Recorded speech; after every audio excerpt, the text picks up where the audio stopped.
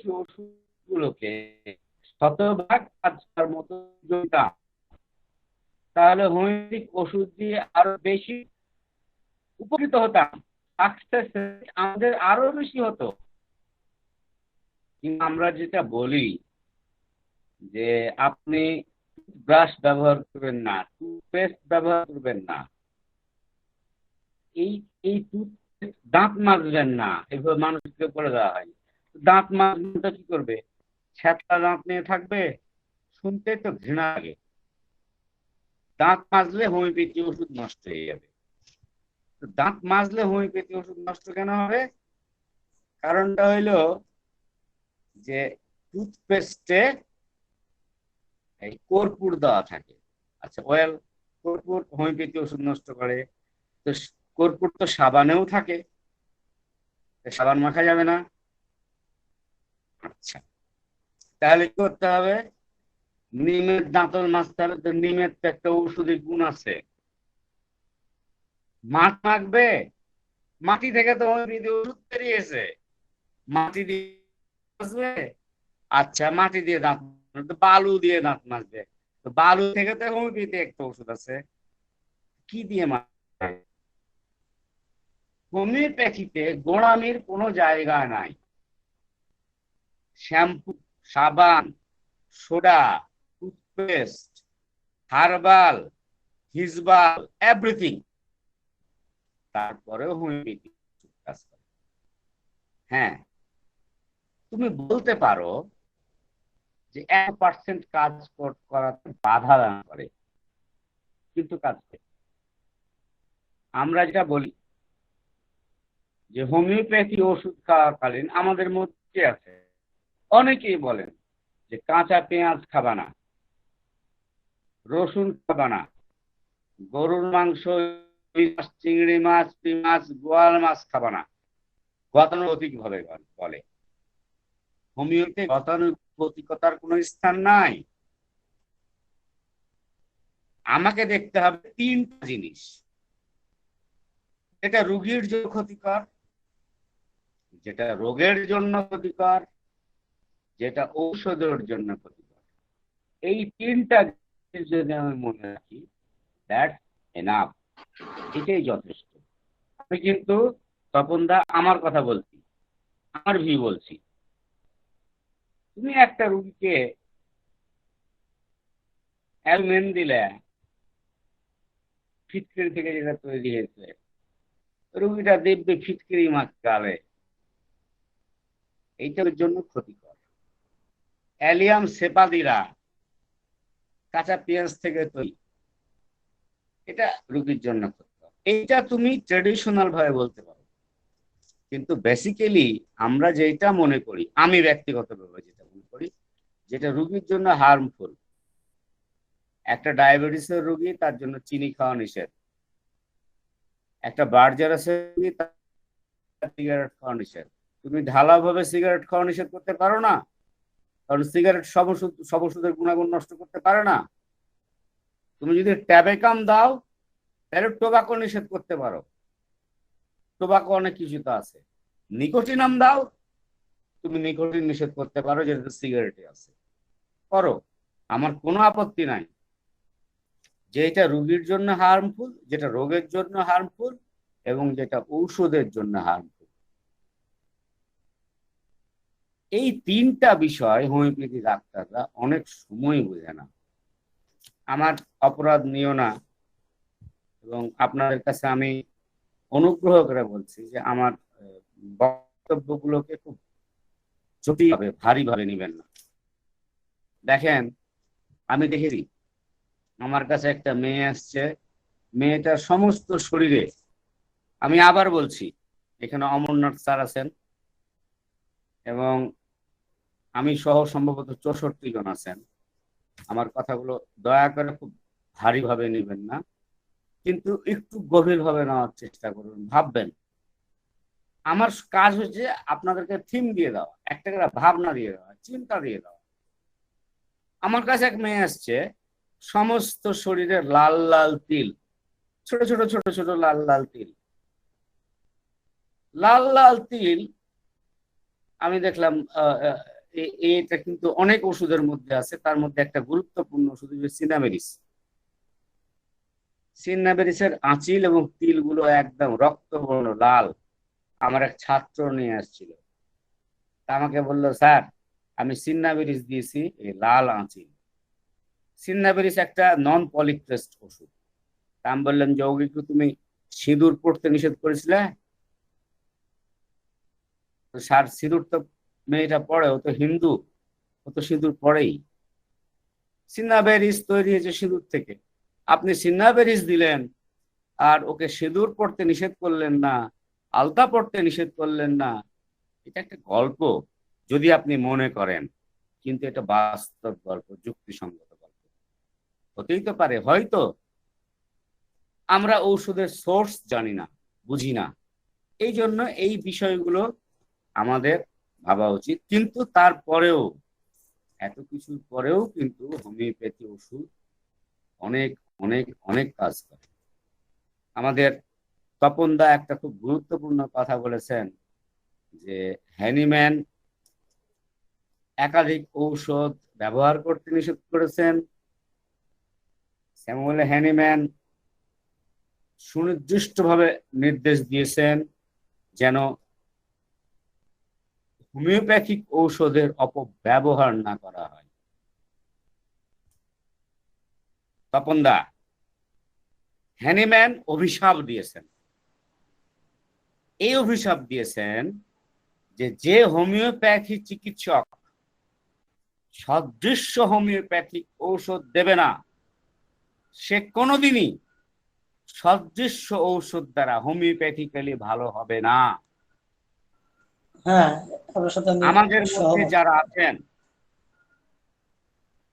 আমাদের মধ্যে যারা আছেন, আমাদের বাংলাদেশ ভারতীয় উপমহাদেশে যারা আছেন, তাদেরকে বলি, যারা ঔষধ হোমিওপ্যাথিক ঔষধের অপব্যবহার করেন, একবার এই ওষুধ একবার ওই ওষুধ, মিশ্র ওষুধ, তারা এটুকু নিশ্চিত মনে রাখেন যে তারা মৃত্যুকালে হোমিওপ্যাথি চিকিৎসা পাবেন না।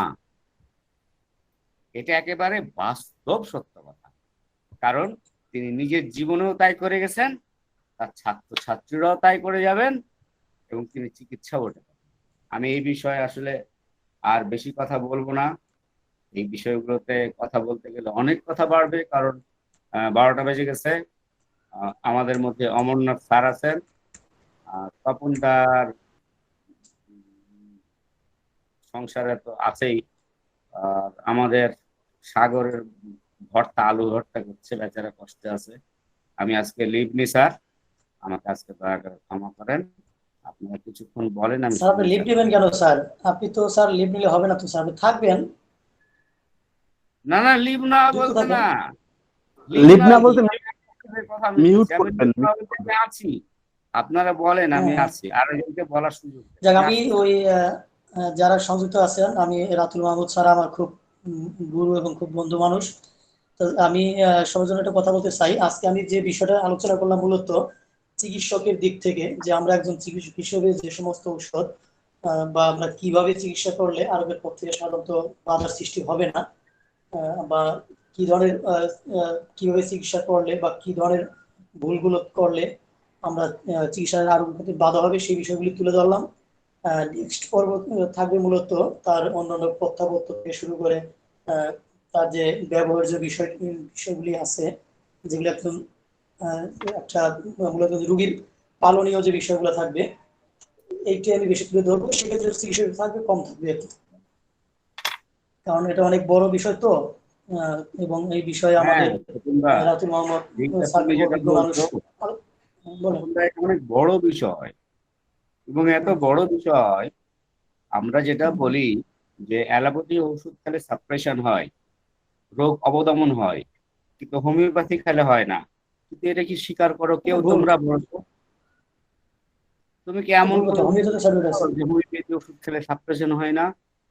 আমি দেখেছি 5টা অ্যালোপ্যাথি ডাক্তার ঘুরে আসার পরেও ওই রুগীটার মধ্যে সমস্ত হোমিওপ্যাথির লক্ষণ থাকে, কিন্তু 3জন হোমিওপ্যাথি ডাক্তারের কাছ থেকে ঘুরে আসলে পারে ওই রুগীটার মধ্যে আর হোমিওপ্যাথির কোনো লক্ষণই সেটাই থাকে না। সেটাই।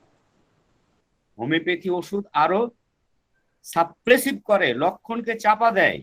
তুমি একটা পালসিটলার রুগীকে এপিসমেল দিলা, ওর লক্ষণ চেঞ্জ হবেই, ওর মেন্টালিটি চেঞ্জ হবে, সবকিছু চেঞ্জ হয়ে যাবে। এবং এবং রুগীটা এখানে এখানে স্যার বিষয়টা কি, অ্যালোপ্যাথি ধরেন ওরা ওষুধের পরিমাণটা বেশি দেয়, বাট অত শক্তি কিন্তু না, কিন্তু ওদের আমাদের মধ্যে জিনিসটা পরিবেশটা হয়। ওদের নিয়ন্ত্রণাধীন। এই জন্য হ্যাঁ, হ্যানিম্যান বলেছেন, এই জন্য হ্যানিম্যান অর্গান অফ মেডিসিন বলেছেন যে ঔষধ শক্তি রোগ শক্তির চাইতে বৃহত্তর, বলবত্তর। Right right. কারণ ওদের ওটা লিমিটেড। তুমি পেনিসিলিন দাও, অ্যাজিথ্রোমাইসিন 3 দিন দেয়, অ্যাজিথ্রোমাইসিন 3 দিন পরের কাজ করে না। অ্যাজিথ্রোমাইসিন খাইতে হয় 24 ঘন্টায় একটা। 24 ঘন্টার জায়গায় তুমি যদি 26 ঘন্টা পর খাও, তার কাজ করবে না, ওই 2 ঘন্টা কাজ কমে গেল। অর্থাৎ একটা জায়গাকে বাড়ি মারা, বাড়ি দেওয়া। একটা হাতুড়কে ধরেছো, ওই হাতুড়ের উপরে, ওই হাতুড়টার উপরে ধিম ধিম ধিম, একটা নির্দিষ্ট সময় পর পর বাড়ি দেওয়া, এটা অ্যালোপ্যাথি। তুমি প্যারাসিটামল কি দেখো, প্যারাসিটামলের কাজ 6 ঘন্টা পর পর, হ্যাঁ 6 ঘন্টা পরে আর সে কাজ করবে না। এইটাই তার ডিউটি, এইটাই তার নিয়ম। অ্যালোপ্যাথি ওষুধ এই জন্য অনেক সেফ, তোমরা আমার কথায় মন খারাপ করবা না। না না, আপনি কিন্তু ঠিকই বলছেন। সাপ্রেসিভ, সাপ্রেসিভ সব ওষুধ না। Antibiotic suppressive, anti fungal suppressive, antibacterial বলে তো ওদের কোনো ওষুধ আবিষ্কারই হয়নি। গরু গাধার বাচ্চারা ওই অ্যান্টি ব্যাকটেরিয়া, অ্যান্টিবায়োটিককে অ্যান্টি ব্যাকটেরিয়াল বলে চালিয়ে দেয়। এগুলো সমস্ত ওষুধ ওদের সাপ্রেসিভ, কিন্তু ওই আনুষঙ্গিক ওষুধগুলো প্যালেটিভ। এই প্যালেশনটার নির্দিষ্ট সময় থাকে। কিন্তু হোমিওপ্যাথি যে ওষুধটা, তুমি যদি মার্কিউরিয়া সলিউবিলিস দাও, মার্কিউরিয়া সলিউবিলিস দীর্ঘদিন কাজ করে। এই যে আবার কনফিউশন আছে, এই যে মিলারের চার্ট আছে, মিলার বলেছে যে নেট্রামিউ দিলে পারে 29 দিন আগে দ্বিতীয় ডোজ দেওয়া যাবে না। এটা কেমন কথা? এটি কে বলেছে এই কথা? এই কথাগুলোর মধ্যে কনফিউশন কেন তৈরি করা হয়েছে? তুমি এটা বিশ্বাস করো? একটা ডায়রিয়াতে একটা মানুষ মারা যাচ্ছে, চায়না দিয়েছো ডায়রিয়া, মারা যাচ্ছে, তুমি চায়না 30 দিলা, মিলারের চার্ট দেখলা, দেখলে 9 দিনের আগে দেওয়া যাবে না, 9 দিন ওটার কাজ। তুমি এটা বিশ্বাস করো? তুমি এটা মানো? যদি এই বিষয়গুলো নিয়ে কথা বলা যায়, তখন আমরা হয়ে যাই গোড়া গড়। তুমি রুগীটাকে মৃত্যুর পর তুমি আরোগ্য করবা? বেলোডোনার ডিউরেশন 6 ঘন্টা লেখা আছে। কেন? একটা রুগী মাথা ব্যথায় মারা যাচ্ছে, তুমি যদি তাকে 15 মিনিট পর পর দাও, রুগীটা স্ট্রোক করেছে, তুমি যদি 15 মিনিট পর পর দাও, 6 ঘন্টা ডিউরেশন। ডিউরেশন কি? What is duration? এই ডিউরেশন দিয়ে হাত পা বেঁধে দেওয়া হয়েছে। এগুলো হচ্ছে আরোগ্যের ক্ষেত্রে বাধা, এটাও বলতে হবে। যদি বলতেই হয়, শুধুমাত্র এই বিষয়গুলো বলতে হবে না, আরোগ্যের বাধাও বলতে হবে। দাদা, তুমি আমাকে মাফ হ্যাঁ, করো, আমি আজকে না না, কথা আপনি তো যদি বলো, যুক্তিসঙ্গত কথাই তো বলছেন, পারবে। এটা তো। অমরনাথ না স্যার না, আছেন, বিষয়টা হচ্ছে না স্যার, অমরনাথ স্যার হ্যাঁ স্যার আছেন। আমাদের সাথে কথা বলেন, সাপ নিয়ে কিন্তু আপনি যে খেললে অযৌক্তিক কথা বলেন নাই, সাপের এটা তো। চরিত্র আগে জানতে হবে। সাপ খেলা, যারা সাপুড়ে হইতে হবে। হোমিওপ্যাথি ডাক্তার হয়েছ, আমরা হোমিওপ্যাথি ডাক্তার, সাপ নিয়ে খেলতে হবে। আমাদের মধ্যে অনেক রাইট। ছাত্র আছে যারা বোঝে না যে স্যার কত প্রোটেন্সি দিব, কত প্রোটেন্সি দেওয়া উচিত, আমি 30 দিব না 200 দিব না 1M দিব। আমাদের হ্যানিম্যান তো উত্তর দিয়েই দিয়েছেন সুন্দরভাবে। কেন্ট সবচাইতে ভালোভাবে বলেছেন, যদি মানসিক লক্ষণ বেশি থাকে হাই প্রোটেন্সি দাও, যদি ফিজিক্যাল লক্ষণ বেশি থাকে তাহলে লো প্রোটেন্সি দাও। এটার উত্তর তো দেওয়াই আছে। রাইট। একটা রোগীর মানসিক লক্ষণ নাই, হুট করে 10M দিয়ে দিল, 10M দেওয়াটাকে এখন 10M 15cm দেওয়াকে হোমিওপ্যাথি ডাক্তাররা বাহাদুরি মনে করে, মনে করে যে খুব বাহাদুর। কিন্তু আরে বোকা, বাহাদুরি করবি? এটা সাপ, সাপ নিয়ে খেলার আগে সাপের ছবল খাস না, আগে বোঝ রুগীটার জীবনী শক্তি কেমন, ভাইটাল ফোর্স কেমন, এটা দেখ, এটা বোঝ রুগীর মেন্টাল লক্ষণ কতখানি আছে। একটা ক্যান্সারের রুগী খুব খারাপ অবস্থা, এবার মারা যাচ্ছে, তার সমস্ত মানসিক লক্ষণ তুমি দেখলা যে ফসফরাসের, তুমি যদি ফসফরাসের সমস্ত মানসিক লক্ষণ দেখে থেকে ফসফরাস মানসিক লক্ষণ বেশি আছে মানে 10M দিয়ে দাও, রুগীর সাথে সাথে মারা যাবে। রুগীকে যদি হত্যা করতে যাও, জীবনী শক্তি দেখে যদি দেখো দুর্বল, উচ্চ শক্তি দাও। এটা তো আমরা সবাই জানি। কিন্তু আমরা কেন এগুলো অ্যাভয়েড করি? আর আরেকটা বিষয় বলি, আমি বেশি বেশি কথা বলছি, আমার কাছে ভালো লাগছে না এত কথা বলতে, আমার খুব মাথা যন্ত্রণা হচ্ছে। আমাকে প্রায় ছাত্রছাত্রীরা বলে যে স্যার, একটা রোগীর মধ্যে নেত্রাম মিউরের লক্ষণও আছে, সালফারের লক্ষণও আছে, তবে কি নেত্রাম সালফ দেওয়া যায়? তাহারে বেকুব, নেত্রাম সালফ তুই কেন দিবি? তুই তো আলাদা করতে পারিসনি, ইন্ডিভিজুয়ালাইজেশন করতে পারিসনি। তুই নেট্রাম সালফের ধোকায় পড়েছিস, তুই ক্যালি সালফের ধোকায় পড়েছিস, ক্যালকেরিয়া আয়োডের ধোকায় পড়েছিস। ওকে যখন প্রশ্ন করি যে নেট্রাম সালফ খুব হটকারী, হঠাৎ করে যেটা ইচ্ছা হলো, যদি মনে হয় যে ঝাঁপ দিয়ে দিবে, সাথে সাথে ঝাঁপ দিয়ে দিবে। নেট্রামে কি এটা আছে? তখন বলে যে না স্যার, নেট্রামে তো এটা নাই। সালফারে আছে? না স্যার, সালফার। আমি বলি যে ওদের বাপ আর মা, আপনার যেমন বাপ আর মায়ের চরিত্র আপনি পেয়েছেন, বাপের কিছু গুণ আর মায়ের কিছু গুণ, কিন্তু আপনি তো মানুষ আলাদা, আপনি তো ইন্ডিভিজুয়াল, তাই নয় কি? আপনি তো ব্যক্তি স্বতন্ত্র।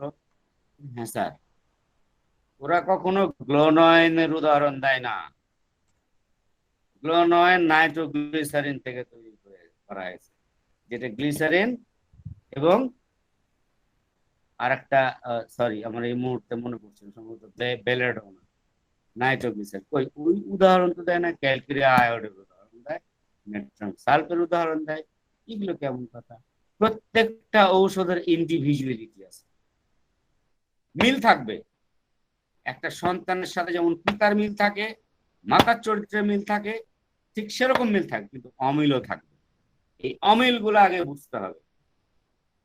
তো স্যার, ম্যাট্রিয়া মেডিকাতে দক্ষতা, অর্গান অফ মেডিসিনে দক্ষতা, হোমিওপ্যাথিক ফিলোসফিতে দক্ষতা আমাদের জন্য খুবই প্রয়োজন।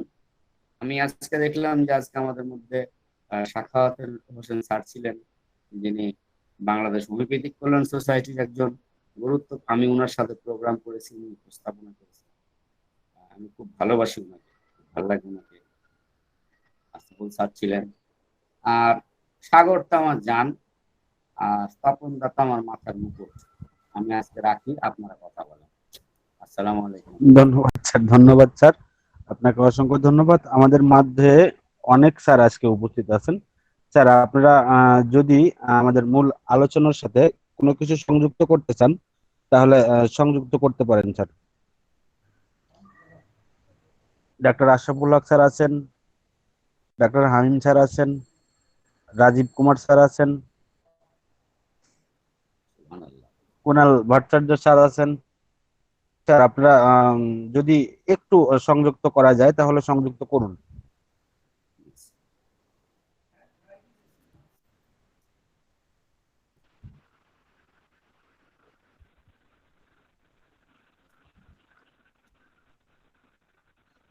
রঘুনাথ ঘোষ স্যার, আপনি কিছু বলতে চাচ্ছেন? হ্যাঁ, বলছি। জি স্যার। সবাইকে আমি আমার ধন্যবাদ জানাই। খুবই প্রোগ্রামটা ভালো লাগছে, সবাই সুন্দর বক্তব্য রেখেছে। তবে আমার মনে হয় যে হোমিওপ্যাথিক ওষুধ আর অ্যালোপ্যাথিক ওষুধগুলো স্থূলে কাজ করে, হোমিওপ্যাথিক ওষুধগুলো সূক্ষ্ম শক্তিতে সূক্ষ্মে কাজ করে, এটা সবাই বলেছেন। কিন্তু এই জায়গাটা আমি একটু বলি যে অ্যালোপ্যাথিক ওষুধ এবং আরো অন্যান্য যে সমস্ত দিকগুলো তুলে ধরা হয়েছে, সেগুলো হোমিওপ্যাথিক ক্ষেত্রে ব্যাঘাত সৃষ্টি করে। খাদ্য খাবার নিয়ে কথাবার্তা উঠেছে। এখন আমাদের মনে রাখতে হবে, হোমিওপ্যাথিক ওষুধ যেহেতু সূক্ষ্ম স্তরে কাজ করে, তাই ওই স্থূল যে বাধাগুলো, সেই স্থূল বাধা কোনোভাবেই আটকাতে পারে না। যেমন একটা রোগের ক্ষেত্রে বলি, অ্যালার্জিক টেস্ট রিপোর্ট করা হলো, সেখানে দেখা গেল 18 রকম খাদ্য খাবার বন্ধ করে দেওয়া হলো। আমরা ট্রিটমেন্টে আসার পরে, আমাদের কাছে আসার পরে আমি কিন্তু একটাও খাবার বন্ধ করিনি, এমনি ডিম চিংড়ি মাছ পর্যন্ত না। কেন করিনি? না, রোগীকে নির্দেশ দেওয়া হয়েছিল যে আপনার যে খাদ্য খাবারগুলো খেলে বেশি হয় সেগুলো লক্ষ্য রাখো, একবার নয়, দুবার, চারবার, 10 বার। যদি কোনো খাদ্য খাবার খেয়ে আপনার মনে হয় যে বেশি হচ্ছে, তখন সেই খাদ্য খাবারটা আমরা বন্ধ করব। এটাই হবে অবস্ট্যাকল টু কিওর। যেহেতু খাদ্য খাবার এবং ওষুধ দুয়ে মিলে রোগীটা সুস্থ হবে, সেই কারণে কোনো মতেই আমরা খাদ্য খাবারগুলোকে বন্ধ করব না। একটা শিশু রোগীর কথা বলি। তার টনসিলাইটিস ছিল। যাই হোক, একদিন আমি চেম্বারে আসতে লেট করলাম, প্রায় 2 ঘন্টা লেট হলো। বাচ্চাটা তার মায়ের সাথেই বসেছিল। যে তার ওই পুরো জামা একরকম ভিজে যেত লালাতে। আমি এসে জিজ্ঞাসা করলাম, কি ব্যাপার হলো? বাচ্চাটা তো ভালো হয়ে গেছিল, আবার কেন, আবার কবে থেকে শুরু হলো এই অবস্থাটা আসলো? তখন শিশুটির মা বললেন, ডাক্তারবাবু, ওটা ওর চলেই গিয়েছে। হঠাৎ ও ওই আপনাদের ওখানে একটা বড় তেঁতুল দেখতে পেয়েছে। আর তেঁতুল দেখে ওর ওইভাবে জিভে জল আসছে বা জামাটা আবার ভিজছে। আমি এসে বাচ্চাটাকে বললাম, ঠিক আছে, তুমি যাও তো, তোমার যে তেঁতুলটা পছন্দ হবে এবং যেটা মনে হবে তুমি খাবে সেইটা নিয়ে এসো। বাচ্চাটা সবচেয়ে একটা বড় তেঁতুল নিয়ে আসলো, বেছে বেছে, যেটা বড় সবচেয়ে। মুহূর্তে মধ্যে সে খেয়ে নিল। খাবার পরে তার জিভের জলটাও চলে গেল। এখন এই ক্ষেত্রে আমরা অনেক সময় করি কি, যে টক খাবেন না, পেঁয়াজ খাবেন না, এই বাধাগুলো আমরা দিই বা বারণগুলো, নিষেধগুলো করি, এবং অনেক সময় দেখা যাবে যে খুব কঠোরভাবে আমরা এগুলোকে নিষেধ করি। এমনি পান্তা পর্যন্ত আমরা খেতে দিই না, না লেবু, আম, এরকম অনেক ঘটনা আছে। আমেরও এরকম একজন আছে ঘটনা, যে ভদ্রমহিলা আম পর্যন্ত খেতেন না। যেদিন আম খেতে বলা হয়েছিল, সে বাড়িতে গিয়ে ওই প্রায় 2:30-3টের সময় আম ডাল করে, তারপরে মানে আম দিয়ে ডাল দিয়ে করে খেয়েছে। এখানে কিন্তু কোনো ওষুধের কার্যক্ষমতা কমে যায়নি বা অসুবিধা হয়নি, কারণ ওষুধটা তো সূক্ষ্ম স্তরে কাজ করে, সেই কারণে বাধা হবে না। আর আমরা কোনো মতেই তার এই খাদ্য খাবারের আসক্তি যেন না বন্ধ করি। হ্যাঁ, এই ক্ষেত্রে একটা কথা বলবো, যে তাহলে কি যাদের ব্লাড সুগার আছে, চিনি খেতে মিষ্টি খেতে নিষেধ করা হয়, তাদেরকে কি খেতে দেওয়া হবে না? এখানে যদি আমরা একটু অন্যভাবে চিন্তা করি, যে টিউবারকুলার ডায়াবেটিসের জন্য হয়তো সে তার ওই প্রবণতাটার সাথে এটা কিন্তু খেলে দেখা যাবে তার কষ্টটা বৃদ্ধি হচ্ছে। সেই কারণে আমরা এই খাদ্যটাকে বা এই মিষ্টিটাকে আমরা অবশ্যই বন্ধ রাখবো। এইভাবে যদি আমরা চিন্তা ভাবনা করে দেখি, তাহলে কিন্তু হোমিওপ্যাথিক চিকিৎসা পদ্ধতি আরো দ্রুত এগিয়ে যাবে। আবার বলছি, স্থূল ক্রিয়া আর সূক্ষ্ম ক্রিয়ার মধ্যে ফারাক ভীষণ বিশাল, সেটা প্রত্যেকেই তুলে ধরেছে। তো এক্ষেত্রেও কিন্তু আমাদের এটা মাথায় রেখে চলতে হবে। এইটুকুই আমি বললাম। নমস্কার। ধন্যবাদ স্যার, অসংখ্য ধন্যবাদ, অনেক অনেক ধন্যবাদ। আমাকে একজন প্রশ্ন করেছেন, শেষ প্রশ্ন, ওনার নামটা মনে নাই। হোমিওপ্যাথিতে আরোগ্য বলতে কি বোঝায়? চমৎকার একটা প্রশ্ন। আমি যদি বলি যে রোগীর মানসিক এবং শারীরিক সুস্থতাকেই আরোগ্য বোঝায়, এত বিষয়টা তো এত সহজ নয়। আপনার কাছে একটা 9 বছরের শিশু গেল, যে শিশুটা বিছানায় প্রস্রাব করে, শিশুটাকে সমস্ত লক্ষণ নিয়ে আপনি দেখলেন যে এই ছেলেটা মার্কিউরিয়াস সলিউবিলিস, আপনি মার্কিউরিয়াস সলিউবিলিস দিলেন, শিশুটার বয়স 9। মার্কিউরিয়াস সলিউবিলিস দেওয়ার পরে শিশুটা ভালো হয়ে গেল, বিছানায় প্রস্রাব করছে না। 12 বছর বয়সে ছেলেটা স্কুল ফাঁকি দেওয়া শুরু করলো, বাপের পকেট থেকে টাকা পয়সা চুরি করা শুরু করলো। এইটাকে আরোগ্য বলে না। আমরা যদি রেশনাল আরোগ্য বলতে যেটা বোঝায়, অত সহজ নয়। 14-15 বছর বয়সে এই ছেলেটা ছিনতাই করা শুরু করলো, 28 বছর বয়সে এই ছেলেটা দাগি আসামি হইল, 30 বছর বয়সে এই ছেলেটা ধর্ষক হইল। মায়াজমেটিক কিছু বিষয় থাকে, কিন্তু মার্কশল কি তার অ্যান্টি মায়াজমেটিক ওষুধ ছিল?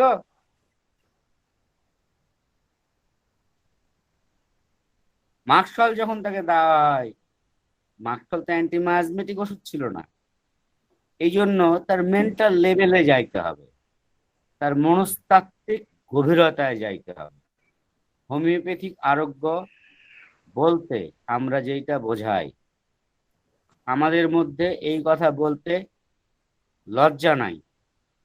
আমাদের মধ্যে খুব কম সংখ্যক হোমিওপ্যাথিক চিকিৎসক হোমিওপ্যাথিক আরোগ্য দান করতে পারে। আমাদের মধ্যে এখন 65 জন হোমিওপ্যাথি ডাক্তার আছেন।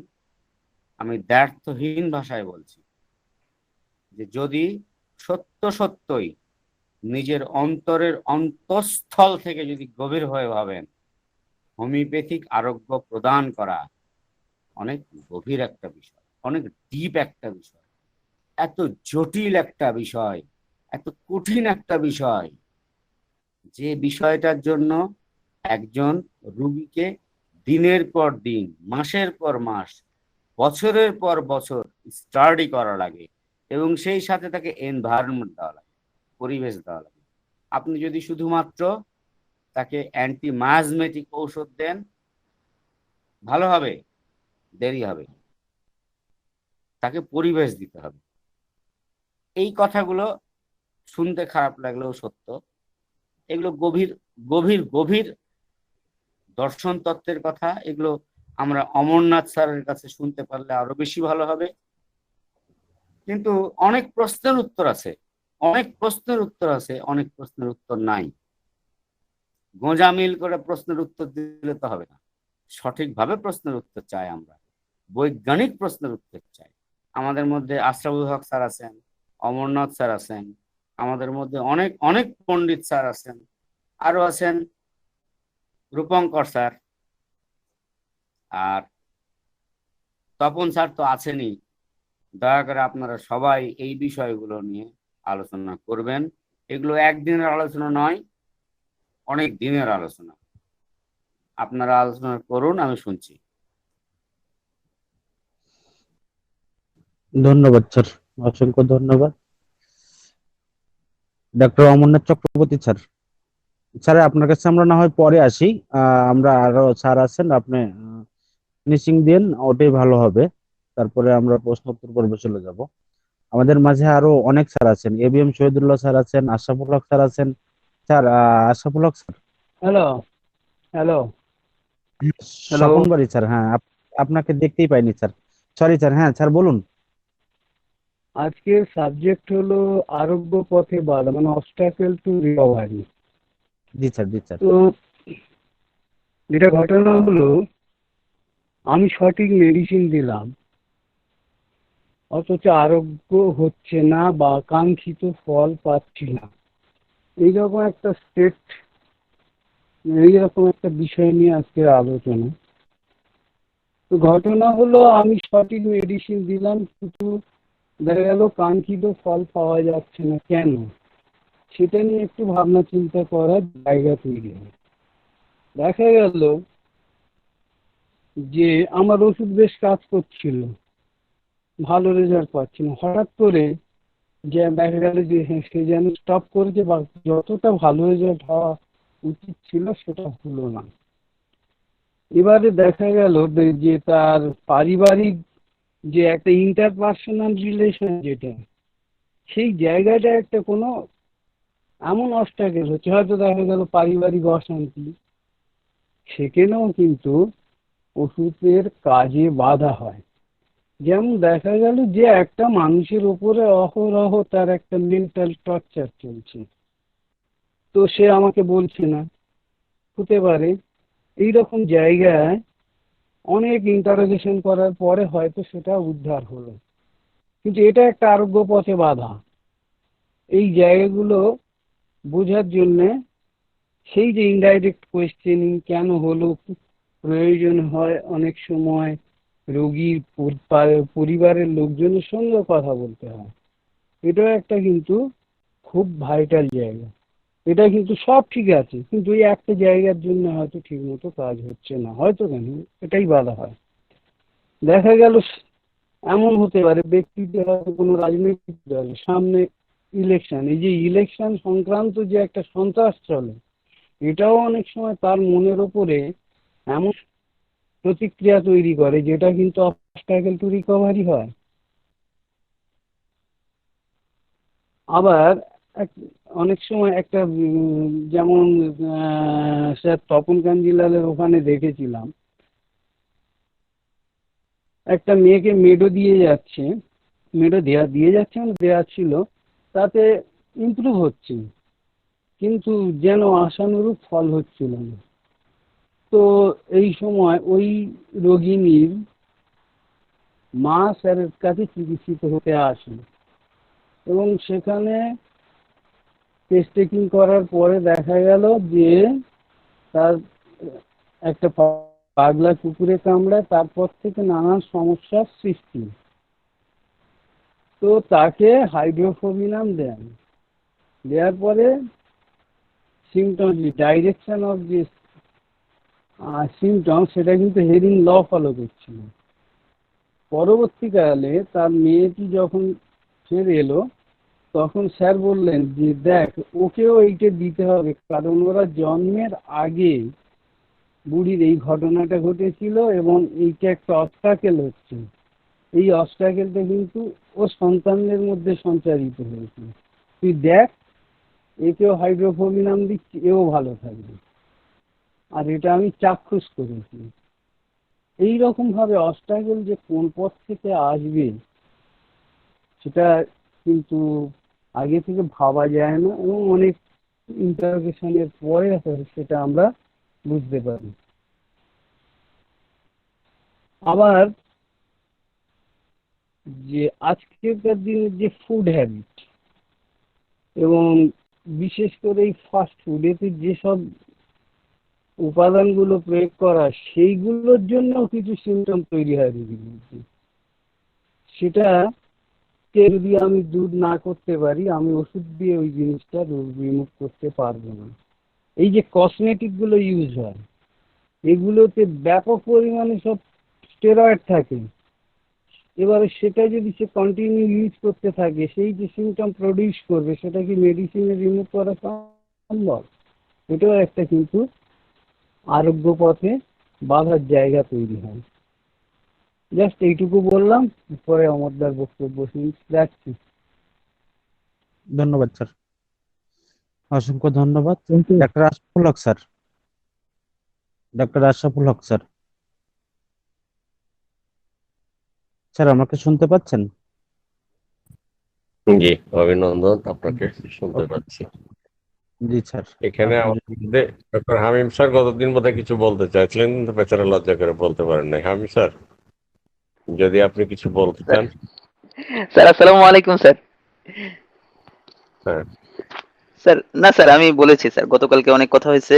তার আগের দিন অমরনাথ স্যারের সাথে ডিরেক্টলি মানে কয়েকটা কোশ্চেনের অ্যান্সার দিয়েছেন স্যার। স্যার গত 2-3 দিন আমি স্যার অনেক কথা বলেছি। আজকে স্যার শুনতেছি অনেক বড় বড় সিনিয়র ডক্টররা আছেন, আমি স্যার শুনতেছি, আমার অনেক ভালো লাগতেছে sir. Sir thank you sir. আমাদের স্বপন স্যার বললেন, তার আগে আমাদের আর একজন সিনিয়র স্যার বলছিলেন, এখানে সবাই আমাদের রাতুল স্যার বলছিলেন, তপন বরের সাথে শুরুর দিকে বলেছেন, প্রতিবন্ধকতা অনেক ক্ষেত্রে খেয়াল রাখতে হয়, যেটা আমাদের রাতুল স্যার খুব নিখুঁত ভাবে বলছিলেন যে শুধু চিকিৎসা দিলেই হবে না, তাকে পরিবেশ দিতে হবে। এবং পরিবেশ বলতে মাঠে বেড়াতে নিয়ে যাওয়া, কক্সবাজারে নিয়ে যাওয়া, আর এখানে ওই শিশু ওই যে কি বলে শিশু পার্ক আর জাদুঘরে নেওয়া, বিষয়টা এরকম না। আমি একজন পেশেন্টের উদাহরণ দিয়ে বলি। আমার এখানে একজন পেশেন্ট আসেন, প্রথমে ওই বিষয়টা আমার নজরে আসার সুযোগ ছিল না। তার স্বামী প্রতিদিনই 2-4 বার মেলামেশা করতে চায়। মহিলার জন্য সেটা অনেকটাই নির্যাতন। ওনার যে প্রবলেমের জন্য আসে, কেসটা কিন্তু ওষুধ নির্বাচন করলে ওষুধ সঠিক আছে কিন্তু কাজ করছে না। এখন আপনি একটা ঘায়ে মলম লাগাবেন আর ঘায়ে প্রত্যেকদিন ঘষা দিয়ে রক্তাক্ত করবেন, ঘা শুকাবে কিভাবে? তো রাতুল স্যার যে কথাটা বললেন, এটি যে অত্যন্ত মূল্যবান একটা কথা, যে মহিলা কেস্টিং করেছি, ওষুধ দিয়েছি, কাজ করে, কাজ ছেড়ে দেয়। একটা সময় গিয়ে পেলাম যে মহিলার জন্য এটা নির্যাতন। আমরা জানি যে কোনো মহিলা হয়তো চাচ্ছে না মেলামেশা করতে, কিংবা মেলামেশাটা তার জন্য অতিরিক্ত হয়ে যাচ্ছে, কিন্তু তার স্বামীর তৃপ্তি আসছে না, প্রতিদিন তার লাগবে 2 বার 1 বার মেলামেশা করা। কিন্তু তার বউ চাচ্ছে না সপ্তাহে 1 বার, অন্তত সপ্তাহে হয়তো 1-2 বার, কিন্তু তার বেশি নয়। এখন এই যে অতিরিক্ত মেলামেশার চাহিদা, তার স্বামীকে খুশি রাখতে হচ্ছে তাকে, সংসার করতে গেলে, সংসার ভাঙন রক্ষা করতে গেলে, যে কারণে তার মধ্যে একটা সিপিআর লেয়ার তৈরি হচ্ছে। মুখ বুজে সহ্য করছে কষ্টটা, তার শরীরে কুলোচ্ছে না, মন চাচ্ছে না, এরপরও স্বামী খুশি রাখতে হচ্ছে, হয়তো তার মধ্যে কার্সিনোসিনের লেয়ার তৈরি হচ্ছে। এই জায়গাটাই যদি স্বামী তাকে কনসিডার করতো যে তার বউ অসুস্থ কিংবা মন চাইছে না, আমার শরীরে কুলোচ্ছে না, তাহলে আমি অন্তত সেইভাবে কনসিডার করি। এই কনসিডার করাটাও কিন্তু একটা পরিবেশ। আমি যখন কনসিডার করছি না, আমি তার উপর এটা অত্যাচার হচ্ছে মানসিক এবং শারীরিক ভাবে। এই যে অত্যাচারটা, এইটা যদি আমি কনসিডার করতাম, তাহলে তাকে কিন্তু এক ধরনের পরিবেশ দেওয়া হতো। তাহলে আমি অত্যাচার করছি, ওষুধও খাওয়াচ্ছি, কাজ করবে না। এই ক্ষেত্রে আমি যদি তাকে কনসিডার করি, সেই সাথে ওষুধটা চলে, তাহলে তার সুস্থ হওয়ার কথা। আমাদের সিনিয়র স্যার বোধহয় স্বপন স্যার একটু আগে বলছিলেন, তার আগে আমাদের আরেক স্যার বলছিলেন, ডক্টর রঘুনাথ স্যার বোধহয়, এই যে আরোগ্যের পথে প্রতিবন্ধকতা। স্যার খানিক আগে বলছিলেন, স্যারের কাছে আমার একটা প্রশ্ন আছে অবশ্য, যে পেশেন্ট যে জিনিসটির প্রতি চরম আগ্রহ, যে আমি এই জিনিসটি খেতে চাই, কোনো কোনো কোনো খাবারে তার প্রচন্ড আগ্রহ, চাহিদা। তরুণ রোগের বেলায় তো এরকম একটা ইনস্ট্রাকশন দেয়াই আছে যে কোনো পেশেন্টের যদি তরুণ রোগীর মানে কোনো তরুণ রোগে আক্রান্ত কোনো রোগীর যদি কোনো খাবারের প্রতি প্রচন্ড আগ্রহ থাকে, তবে সেই খাবারটি হচ্ছে তার ওষুধ। দেখা যাচ্ছে ওষুধ সঠিক হয়েছে কিন্তু রোগী সারছে না, তাকে ওই যে খাবারটির প্রতি প্রচন্ড চাহিদা, আমরা মনে করি স্বাভাবিক দৃষ্টিতে যে ওইটি দিলে তার হয়তো রোগ বাড়তে পারে, ক্ষতি হতে পারে। না, মনীষী বলছেন যে ওইটি তার খাবার, ওইটি দিলেই সে সুস্থ হবে। ওষুধ এবং খাবার মিললেই তার রোগ আরোগ্য সহায়তা করবে। স্যার ওই কথাটা যথার্থভাবে বলেছেন, সেই কথাটার জন্য আমি কথাটা তুলে আনলাম। এটা আবু বক্কর বলেছিলেন স্যার, ওনার আচ্ছা, ক্রনিক ডিজিজের বেলায় সেইটির পান্তা ভাত খাওয়াইছে। হ্যাঁ, এরকম উদাহরণ আছে, আমার কাছেও আছে, যারা প্র্যাকটিস করেন সবার কাছে আছে, মনীষীদের কাছেও আছে। আমি সেটাই বলছি যে কোনো তরুণ রোগীর কোনো খাবারের প্রতি প্রচন্ড চাহিদা, সেইটি তাকে বারণ না করে সেটি দিলে বরং তার রোগ আরোগ্য দ্রুত হবে। জি স্যার। তো এখন ক্রনিক ডিজিজের বেলায় হয়তো আমাদের সেই জায়গায় কখনো কখনো সতর্ক থাকতে হবে। যেমন আমরা জানি, স্যার যেটা বললেন, যে যারা টিউবারকুলার প্রবণতার মানুষ, তাদের যেটাতে ক্ষতি ওইটাই তারা খেতে চায়। তো সেই জায়গাটা আমাদের খেয়াল রাখতে হবে যে ক্ষতিকর খাবারটা সে খেতে চায়, সেটা দিলে তার ক্ষতি হবে। সেই জায়গাটা আমাদের সাবধান থাকতে হবে, সেই জায়গাটা আমরা সংযত থাকবো, হয়তো ওইটি দিব না। স্যার তো একটা উদাহরণ অলরেডি দিয়েছে যে সুগারের পেশেন্টকে আমি চিনি খেতে দিব কিনা, যাই সেইটি আমার কথা না। এখন প্রতিবন্ধকতা দেখা যাচ্ছে যে প্রাণীজ, উদ্ভিজ এবং খনিজ ওষুধগুলো, আমরা অনেক সময় ওষুধ ঠিক আছে, মায়াজম ঠিক আছে, কিন্তু কাজ করছে না।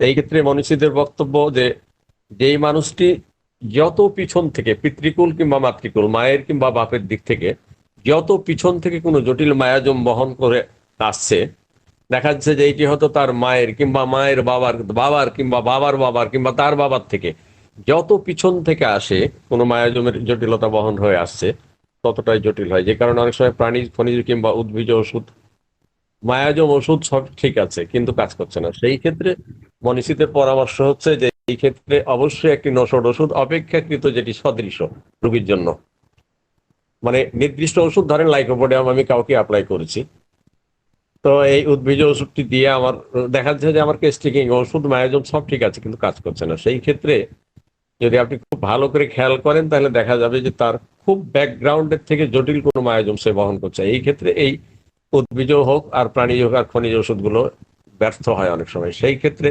আমি বারবার ওষুধের পাওয়ার কিংবা ওষুধ চেঞ্জ না করে অবশ্যই খেয়াল রাখবো এই ক্ষেত্রে একটা নসড ওষুধ অপেক্ষাকৃত যেটি সদৃশ সেইটি যদি আমি সাজেস্ট করতে পারি তাহলে তার প্রতিবন্ধকতা দূর হবে কিংবা তার রোগ আরোগ্য সহায়ক হবে।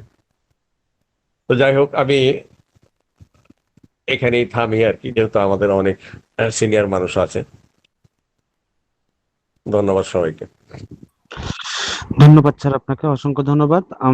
আমাদের কুণাল স্যার আছেন, ডাক্তার কুণাল স্যার। হ্যাঁ, নমস্কার। নমস্কার স্যার। স্যার আপনি যদি কিছু বলতেন। আসলে এই বিষয়টাই এত জটিল এবং এত পুঙ্খানুপুঙ্খ আলোচনার প্রয়োজন আছে, এবং আমি নিজেকে এই বিষয়ে আলোচনা করার জন্য নিতান্তই জুনিয়র মনে করছি। কারণ এখানে অমরনাথ স্যার আছেন, আশরাফুল স্যার বললেন, রাতুল মাহমুদ স্যার বললেন, তপন বাড়ুই স্যার তো প্রথমেই বলেছেন, এবং সময়ের অভাবে উনি শেষ করতে পারেননি, কিন্তু প্রত্যেকটা পয়েন্ট ধরে ধরে যেভাবে বলছিলেন খুবই শুনতে ভালো লাগছিল। এবং রাতুল স্যারের প্রত্যেকটি কথা যারা প্র্যাকটিস করেন তারা এর মর্মার্থ বুঝতে পারবেন। অত্যন্ত মানে হীরক দুতির মতো মূল্যবান প্রত্যেকটি কথা। তাকে আমার প্রণাম জানাই। এবং আশরাফুল স্যার একটা প্রশ্ন করলেন, বা যাই হোক একটা চিন্তার কথা তুলে দিলেন। সেটা হচ্ছে হ্যানিম্যান অচির রোগীর ক্ষেত্রে কিছু কিছু ক্ষেত্রে ছাড় দিতে বলেছেন, যেটা রোগী চায় সেটা তাকে দিতে বলেছেন, কিন্তু চিররোগীর ক্ষেত্রে, ক্রনিক ডিজিজের ক্ষেত্রে তিনি অনেক কিছু বিধিনিষেধের কথা বলেছেন। যেমন 259 অ্যাফোরিজমে তিনি বলছেন, চিকিৎসাকালে রোগীর পানাহার হইতে ঔষধ গুণসম্পন্ন সবকিছু অবশ্যই বর্জন করিতে হইবে। মানে এটা আমি হরিমোহন চৌধুরীর বই থেকে বলছি, অনুবাদ। এবং তিনি তার পাদটিকায় 260-এর পাদটিকা, 140 নম্বর পাদটিকা, তাতে বিরাট একটা লিস্ট দিয়েছেন, এবং তাতে অনেক কিছুই লেখা আছে, পেঁয়াজ, টক দ্রব্য ইত্যাদি অনেক কিছু লেখা আছে। এবং রাতুল স্যার যেটা বললেন যে এত কিছু করার দরকার নেই, এবং তার হিন্টস কিন্তু হ্যানিম্যান সাহেব ওই পাদটিকার 140 নম্বর পাদটিকার একদম লাস্ট লাইনে দিয়েছেন। এটা অমরনাথ স্যার বোধহয় আরো ভালো ব্যাখ্যা করতে পারবেন। এই লাস্ট লাইনে বলছে, আমার কোনো অনুসারী মানে আমার শিষ্যরা বিনা প্রয়োজনে রোগীর মোটামুটি সহ্য হয় এরকম অনেক খাদ্য পানীয় বাছবিচার করতে গিয়ে অসুবিধা বাড়িয়ে তোলে, তাহা সমর্থনযোগ্য হইতে পারে না। অর্থাৎ তিনি বোধহয় বলতে চাইছেন, তিনি অনেক কিছু বলেছেন কিন্তু সেটা রোগীর কতটা সুবিধা অসুবিধা আছে, কতটা সে সহ্য করতে পারছে, সেই সহ্য করতে পারা অনুযায়ী আমাকে ওই খাদ্য পানীয় বাছবিচার করতে হবে, যাতে তার অবস্টাকেল টু রিকভারি হচ্ছে কিনা সেটা আমাকে মানে চিকিৎসককেই বিচার করতে হবে। যদি তার কোনো অসুবিধা না হয়, তার ওষুধে কোনো হ্যাম্পার না হয়, তাহলে তাকে বাছবিচার করার দরকার নেই এবং সেটা দেওয়া যেতে পারে। তো এটা স্যারেরা আরো ভালো ব্যাখ্যা করবেন, হয়তো আমি যেটুকু বুঝেছি সেটুকু বললাম। এবং রাতুল স্যার আরেকটা খুব মহামূল্যবান কথা বললেন, সেটা হচ্ছে আমরা ওষুধের সোর্স জানি না, এবং সেই সোর্স না জানার জন্য আমাদের অনেক রকম অসুবিধা হয়। তিনি সিরামেরিসের কথা বললেন, এবং আমার একটা রোগীর ক্ষেত্রে আমি বলি, সেই রোগীটি অ্যালার্জিক রাইনাইটিসের পেশেন্ট। প্রচন্ড হাঁচি হয় প্রত্যেকদিন সকালে উঠে, মোটামুটি সবই ফসফরাসের সিমটম। আমি ভেবেছিলাম তার ডেভিয়েটেড নেজাল সেপ্টাম আছে, নাকের হাড় বাঁকা। তাকে আমি এক্সরে করতে দিই, এক্সরে প্যারানাজাল সাইনাস। তাতে দেখা যায় যে আমার অনুমান ভুল, তার নাকের হাড় বাঁকা নয়, কিন্তু তার সেরাম আইজি লেভেল অনেক বেশি, 400-র উপরে, 450 খুব সম্ভবত এরকম ছিল। তো রোগীর লক্ষণ আমি নিই এবং ফসফরাসের সিমটম ছিল, ফসফরাস দিই। প্রথম 2টো ডোজ দেওয়ার পরে বেশ কিছুদিন ভালো ছিল, তারপরে আবার বাড়ে, প্রচণ্ড রকম হাঁচি হয়। তারপরে ফসফরাস 1 দিই মাস 2 পরে, তাতে কিছুদিন ভালো থাকে। দিয়ে আবার যখন লাস্ট টাইম আসে তখন বলে যে আবার প্রচণ্ড রকম হাঁচি হচ্ছে, এবং এমন হাঁচি হচ্ছে, এখন তো লকডাউন চলছে, এটা প্রায় 1 বছর আগেকার কথা। লকডাউনের জন্য তাকে বাড়ি থেকে কাজকর্ম করতে হচ্ছে, এবং সে যে মিটিং অ্যাটেন্ড করছে সেই মিটিং সে অ্যাটেন্ড করতে পারছে না অনলাইনে, এত হাঁচি হচ্ছে, কারণ তাকে মিটিং কন্ডাক্ট করতে হয়। তো এটাও একটা অবস্ট্যাকল টু রিকভারি আমার মনে হলো, যে কোথাও ফসফরাসের কাজ কোথাও হ্যাম্পার করছে। তো আমি তাকে জিজ্ঞাসা করলাম যে আপনি কি করেন বা কি করতেন, আপনার অকুপেশন সম্বন্ধে জিজ্ঞাসা করছিলাম, অনেক কিছু জিজ্ঞাসা করেছিলাম, তার মধ্যে অকুপেশন একটা পার্ট ছিল। তো উনি বললেন যে উনি রাঁচিতে টাটা কোম্পানির একটা স্টিল কারখানা আছে, স্টিলের কারখানা। তো উনি বললেন আপনি বোধহয় জানেন স্টিলের কারখানায় প্রচন্ড পলিউটেড এরিয়া, ভীষণ, মানে আমি সকালবেলা সাদা জামা যদি পরে যাই ওটা কালো হয়ে ফেরে, এবং ওইখানে আমি 2 বছর কাজ করেছিলাম। তারপর থেকেই আমার এই ঘটনা শুরু হয়, এই অ্যালার্জিক রাইনাইটিস, এই সর্দি হাঁচি কাশি। তার আগে আমার কখনো কিচ্ছু ছিল না। তো আমি ভাবলাম যে এটা একটা ইটিওলজিক্যাল ফ্যাক্টর হতে পারে। তো স্টিল তৈরি হয় অ্যাকচুয়ালি, আমি জিজ্ঞাসা করলাম যে কিভাবে আপনাদের, মানে স্টিলটা তৈরি হয় কিভাবে, আপনি যে কারখানায় কাজ করতেন ওখানে কি কাজ হয়। ওরা বললেন যেসব এই সাইকেল বা বিভিন্ন ভাঙাচোরা লোহার জিনিসপত্র ওখানে মেল্ট করা হয়, মেল্ট করে ওইখান থেকে নতুন করে আবার নতুন লোহার জিনিস বা স্টিল তৈরি হয়। তো আমরা মেটেরিয়া মেডিকায় একটা ড্রাগ পড়েছিলাম, আমি এর আগে কখনো ব্যবহার করিনি। সেই ড্রাগটার নাম হচ্ছে স্ল্যাগ। এই স্ল্যাগ তৈরি হয়, পার্কার মেটেরিয়া মেডিকাতে আছে। এই আয়রনগুলোকে মেল্ট করে তার যে অবশিষ্টাংশ সেইখান থেকে এই স্ল্যাগ ওষুধটা তৈরি হয়। এবং আমি মেটেরিয়া মেডিকা পড়ি, তাতে কোথাও বিন্দুমাত্র অ্যালার্জিক রাইনাইটিসের কথা, এই যে সর্দি কাশি হাঁচি ইত্যাদি কোনো সিমটম লেখা নেই। আমি শুধুমাত্র ডক্ট্রিন অফ সিগনেচারের ওপর ভিত্তি করে স্ল্যাগ প্রয়োগ করি, স্ল্যাগ 30 4টি ডোজ দিই, এবং বলে দিই যদি আপনার একটি ডোজ খেয়েও যদি হাঁচি ভালো থাকে, পরের দিন না হয়, আপনি সেকেন্ড ডোজ নেবেন না, আপনি আমাকে ফোন করবেন পরের দিন কেমন আছেন। প্রত্যেকদিন হাঁচি হতো। তো উনি ফার্স্ট ডোজ খেয়ে পরের দিন ফোন করেন যে আমার আজকে হাঁচি হয়নি। আমি বলেছি ওষুধটা স্টপ রাখুন, আর খাবেন না। প্লাসিবো দেওয়া ছিল, সেকেন্ড ওষুধটা শুরু করতে বলি। এবং তারপর থেকে স্ল্যাগ 6 মাস হয়ে গেছে ওই একটি ডোজেই, এখন অবধি তার হাঁচি ফিরে আসেনি।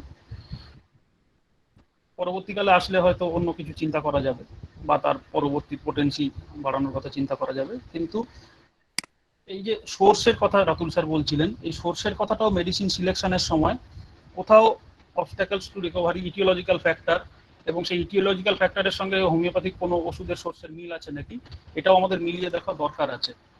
এরকম স্বপন স্যারও বললেন, এটা এত কঠিন ব্যাপার যে প্রথম সিটিংয়ে বা দ্বিতীয় সিটিংয়ে হয়তো আমরা নাও পেতে পারি, কিন্তু পরবর্তীকালে জিজ্ঞাসা করতে করতে কোথাও যদি ওষুধ আটকে যায়, জিজ্ঞাসা করতে করতে নিশ্চয়ই কোনো একটা আলোকবর্তিকা পাওয়া যেতে পারে যেখান থেকে আমরা কেসটা ফার্দার প্রসিড করতে পারি। এটুকুনি বলে, এবং আমি বাকি স্যারেদের কথা শোনার জন্য অধীর আগ্রহে অপেক্ষা করছি। ধন্যবাদ।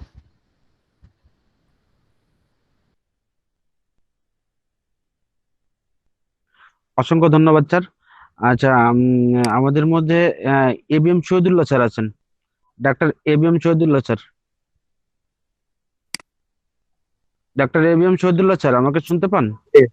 জি, শুনতে পাচ্ছি। জি স্যার। স্যার আপনি জি। কিছু বললে বলুন। হ্যাঁ, সবাইকে আমার আন্তরিক শুভেচ্ছা। সবাই ভালো ভালো মূল্যবান কথা বলছেন।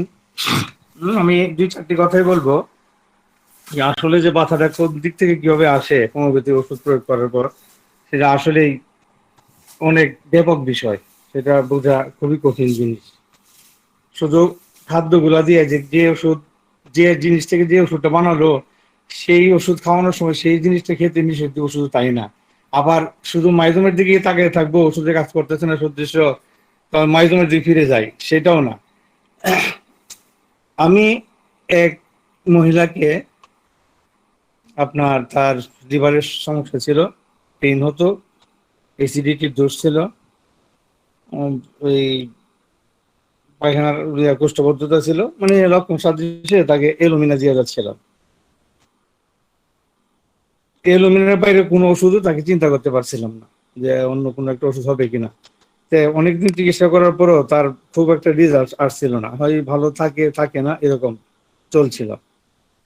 মাঝখানে হয়তো একটা সালফার ডোজ থেকে দেওয়া হয়েছিল, তারপরে কোনো কাজ হয় নাই। তো এরকম অনেকদিন যাওয়ার পর হঠাৎ কেমন জানি মনে হলো যে ওনার যে কিছু সিমটম গুলা বলছিলেন, খাদ্যাভ্যাস গুলো, সেদিকে তাকালাম। উনি একটা কথা বলছিলেন এক সময়, হিস্ট্রিটা দেখে দেখলাম যে উনি প্রায়ই করতেন কি, কাজের লোক দিয়ে বিল থেকে আপনার এঁটেল মাটি তোড়ায় এনে এটা শুকায় উনি খেতেন এগুলা। তা অনেক চিন্তা ভাবনার পর ভাবলাম যে কি করব, যে কিছু কাজ হচ্ছে না। আচ্ছা দেখি তো, আমি কি আপনি তার জিজ্ঞেস করলাম আপনি কি এগুলা এখনো খান? তা প্রথম সে অস্বীকার করছিল, করার পরও সে স্বীকার করলো যে খায়, মাঝে মাঝে উনি এখনো খায় এগুলা। আমি তারপর ওইটা ওনাকে খেতে নিষেধ করলাম, যদিও সেটা থেকে এই ওষুধটা বানানো হয় নাই। তারপর কেন যেন আমার মনে হলো যে যেহেতু এই জিনিসটা তার আকাঙ্ক্ষা হচ্ছে খাওয়ার জন্যে, আর এইটারই উপরে যদি আমার এলুমিনা একটা ভালো মেডিসিন, আমি সে খাচ্ছে স্থূল মাত্রায়, স্থূল মাত্রায় কি এই সূক্ষ্ম মাত্রাকে বাধা দিচ্ছে কিনা, সেটা একটা কনফিউশন আমার তৈরি হলো আর কি।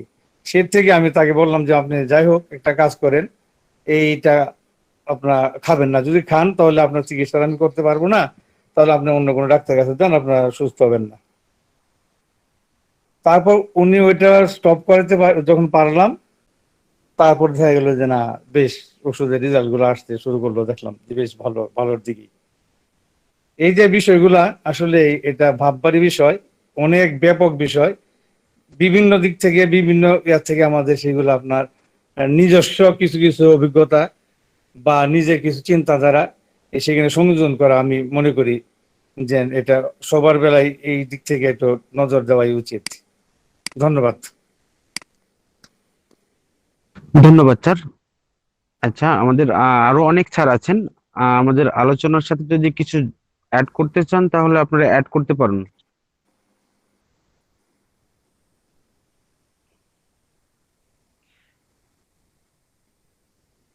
কেউ অ্যাড করতে চান? স্যার, স্যার ম্যাম অনেকেই আছেন, আপনারা যদি কোনো কিছু অ্যাড করতে চান তাহলে অ্যাড করতে পারেন।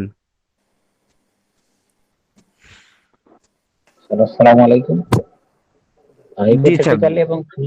হাইপোথেটিক্যালি এবং ফিলোসফিক্যালি যদি বলি, একটা সেন্টেন্সে ফিজিশিয়ানের জ্ঞান স্বল্পতা আরোগ্য পথের অন্যতম বাধা। ধন্যবাদ। Doctor Amarnath Chakraborty sir. Sir এখন আপনার আনমিউট করুন। হ্যাঁ হ্যাঁ স্যার, করতে পেরেছেন। করতে পেরেছি, তাহলে দেখো, তাহলে শিখেছি ঠিক। তুমি আমার টিচার, তোমার কাছে শিখবো না? তুমি আমাকে শিখিয়ে পড়িয়ে নিচ্ছ। নমস্কার স্যার, কেমন আছেন? আছি মোটামুটি, ভালোই আছি স্যার। এখন অনেক আলোচনা হয়েছে, আপনি সঙ্গে অ্যাড তো করবেনই। আমাদের মূল আলোচক তপন বারৈ স্যারের যদি কোথাও কোনো ভুলভ্রান্তি থাকে সেটা নিয়েও একটু আমাদেরকে বলবেন, প্লাস আরোগ্যের পথে বাধা নিয়ে যে বিষয়গুলো আসছেন সেগুলো একটু বলবেন স্যার। ঠিক আছে স্যার, আপনি শুরু। শোনো, তপন বারৈকে আজকে তুমি একদম হিমসাগর সেরা পাঠিয়ে দাও, এক ঝুড়ি। জি স্যার, জি স্যার। ও আজকে ও যে সুরে বেঁধে দিয়েছে যে জায়গাটা, এটা এত উচ্চ স্তরে ফিরে দিয়ে লক্ষ্য করতে পারছো যে সবাই আবেগপ্রবণ হয়ে পড়েছে। আজকে যে আমাদের রাতুল স্যার যেটা বলে, রাতুল স্যার তো মানে তার যত ঝুলি আছে সব খালি করে দিয়ে চলে গেলেন, মানে কেউ ছাড়তে পারছে না, শেষ পর্যন্ত না বলে থাকতে পারছে না। রাতুল স্যার ভালো বলেছেন, তারপরে আরেকজন কি যেন বেশ বললো, আরেকজন খুব সুন্দর বলেছেন, আমি নামটাম বলতে লিখে রাখিনি, রাতুল স্যারের পরেই বলেছেন কিন্তু, হ্যাঁ একজন কে বেশ বললেন, রঘুনাথ স্যার বলেছেন। রঘুনাথও বলেছে, স্বপনও বলেছে। আমি আছি স্যার আপনাদের সাথে। হ্যাঁ, তা এই যে মানে ঝুলি খুলে বলা, বুঝতে পেরেছে, মানে সোজা কথা, কেউ আর খালি মানে সবটা খালি করে যে এই যে দেয়াটা, এইটা কিন্তু সবচেয়ে আমার ভালো লেগেছে, যে এখানে জুনিয়র ছেলেদের মানে আর কি শেখা শুধু তাই নয়, আমরাও অনেক কিছু শিখতে পারছি। আর প্রত্যেকের তো অভিন্ন অভিজ্ঞতা থাকে না, ভিন্ন ভিন্ন অভিজ্ঞতা থাকে। তা আজকে এরকম একটা পরিবেশে আমি নিজের বক্তব্য লাস্টে যদি ইচ্ছা হয় একটু বলবো, তার আগে আমি একটা কেশিদাসের একটা গল্প বলবো। কারণ ব্যাপার হচ্ছে যে এই অবস্টাকেলের ব্যাপারটা তো তিনি আমাদের তো মাথায় ঢুকিয়ে দিয়েছিলেন বহু বছর আগে, এবং সেটা একটা অসাধারণ অবস্টাকেলের ব্যাপার। মানে কতটা সূক্ষ্ম এবং অতীন্দ্রিয় দৃষ্টি থাকলে সেটা সম্ভব হয়। তা একটা ফ্যামিলির এক ভদ্রমহিলার তার বিভিন্ন রকম গ্যাস্ট্রিক ট্রাবলস এবং অন্যান্য ট্রাবলস ছিল, তো সেটাকে স্যার আর্সেনিক দিচ্ছেন। আর্সেনিক দিলে পরে চলে যাচ্ছে, আর্সেনিক চলে যাচ্ছে, আবার কয়েক মাস বাদে ফিরে আসছে। তো তারপরে স্যার কি করলেন, 50 মিনিট চলে গেলেন, সেন্ট্রিস হিমালয় যখন ওরকম 10 পর্যন্ত যাওয়ার পর বলছি এ কি হচ্ছে রে ভাই, এতদিন কেন স্টে করছে না, কেন গোলমোলটা কোথায়? স্যার বারবার রেকর্ডিং করে আর্সেনিক ছাড়া কিছু পাচ্ছেন না, কোনোভাবে কিছু পাচ্ছেন না। তো যাই হোক, এইরকম একটা পরিস্থিতিতে তাদের গোটা ফ্যামিলি তাদের তার বাবার আমল থেকে মানে তার ঠাকুরদার আমল থেকে স্যারের তারা ভক্ত এবং স্যারের কাছে ওষুধ খায়। স্যার তো কোনোভাবে কিছু আমাদেরও বলছে, হ্যাঁ রে কিছু তো আমি কি আর্সেনিক ভুলে গেলাম রে, এটা ভেরিয়েশন হচ্ছে কেন, শর্ট ডিউরেশন হচ্ছে কেন? এরকম করতে করতে কোনো একটা কারণে ওই যে গ্রামে তাদের বাড়ি তার পাশেতে একটা কলে স্যার গিয়েছিল। তা কলে যাওয়ার পরে তা ওকে আর কি সেটা ওই ভদ্রলোক জানতে পেরে বলে, স্যার একবার আপনার পদধূলি আমার বাড়িতে পড়ুক, তাহলে আমরা খুব খুশি হব। তা এবার তারপর গেছে, তার পদধূলি পড়েছে। তো এবার থেকে হাত পা ধোয়ার জন্য তাকে যখন করেছে, বলছে কলের পরে আসুন, কলের পরে ওখানে বালতি করে দিয়েছে। স্যার শুধু তাকিয়েছেন ওই দিকটা, আর কিচ্ছু বলেন নেই, তাকিয়ে চলে এসছেন। এসে মিষ্টি খাচ্ছেন, মিষ্টি খাচ্ছেন, খেতে খেতে তারপরে তাকে এখানেও দেখুন ইন্ডিভিজুয়ালাইজেশন। ইন্ডিভিজুয়ালাইজেশন কথাটা কেন আমি বলছি আপনাকে, সেটা একটু ভাববার বিষয় আছে। কারণ ব্যাপার হচ্ছে হ্যারিম্যান তো আমাদের তো অনেক কিছু লিস্ট দিয়ে গেছেন যে এতগুলো এই জিনিসগুলো বন্ধ করতে হবে। হ্যাঁ, কিন্তু সেই এইখানে স্টিরিও টাইপ গুলো তো হবে না, এখানেও সেই স্বতন্ত্রতার ব্যাপার, কোনটা বন্ধ করতে হবে এইটা কিন্তু জাজমেন্ট করতে হবে। এবং স্যার এসে তার বাড়িতে মিষ্টি খেতে খেতে বলছে, শোনো বাবা, তোমার ওই এই কলটা কত পাইপের? কত পাইপ বলেছিল আমার স্যার বলেছিলেন, আমার মনে নেই। তো স্যার বলছে তাহলে তো বেশি পাইপের নয়, বলে এখানে বেশি বেশি পাইপ লাগে না। তো তুমি ওটা ওই তোমার পায়খানাটা তোমার কি কুয়ো পায়খানা? বলে হ্যাঁ কুয়ো পায়খানা। তো তাহলে ওখান থেকে কলটা তুলে এনে তুমি এইদিকে বসাও। বলে কেন স্যার, কেন স্যার? বলে এটা না বসালে আমি কিন্তু তোমার ওর চিকিৎসা আমি করবো না। স্যার একদম মানে জোরদার করলেন। তাই এবার আমরা তো একটু তাজ্জব হয়ে গেলাম যে ব্যাপারটা কি। ব্যাপারটা হচ্ছে কি, কন্টামিনেটেড ওয়াটার হচ্ছে অ্যাগ্রাভেশন করে বা বাড়তে সাহায্য করে, এখানে আর্সেনিকের একটা কিন্তু গ্রেট সিমটম। এবং আর্সেনিকের সিমটমই সে দিচ্ছে, অ্যাকচুয়ালি ড্রাগ প্রুভিং এর তার একটা প্রুভিং এর মতন হয়ে গেছে। ঘটনাটা এরকম হয়েছিল আসলে। এবার তারপরে কি হলো, প্লাসিবো খেয়ে খেয়ে পেশেন্টটা কমপ্লিটলি সেরে গেল। এই যে অবস্টাকেল টু রিকভারি, এই যে মানে ওই পাশে ওই থেকেও হতে পারে, এই যে দৃষ্টিভঙ্গি যেটা, এই দৃষ্টিভঙ্গিটা তো সহজে আসে না, আসা সম্ভব নয়। কারণ আমরাও প্রথমে বুঝতে পারিনি স্যার কেন ওটা বন্ধ করতে বলেন, আমরা তো কি রে কেন বন্ধ করলাম, আমরা মুখ চাওয়াচাই করছি, তখন সবে তো গেছি। হ্যাঁ, তা বুঝতে পারছিলাম না।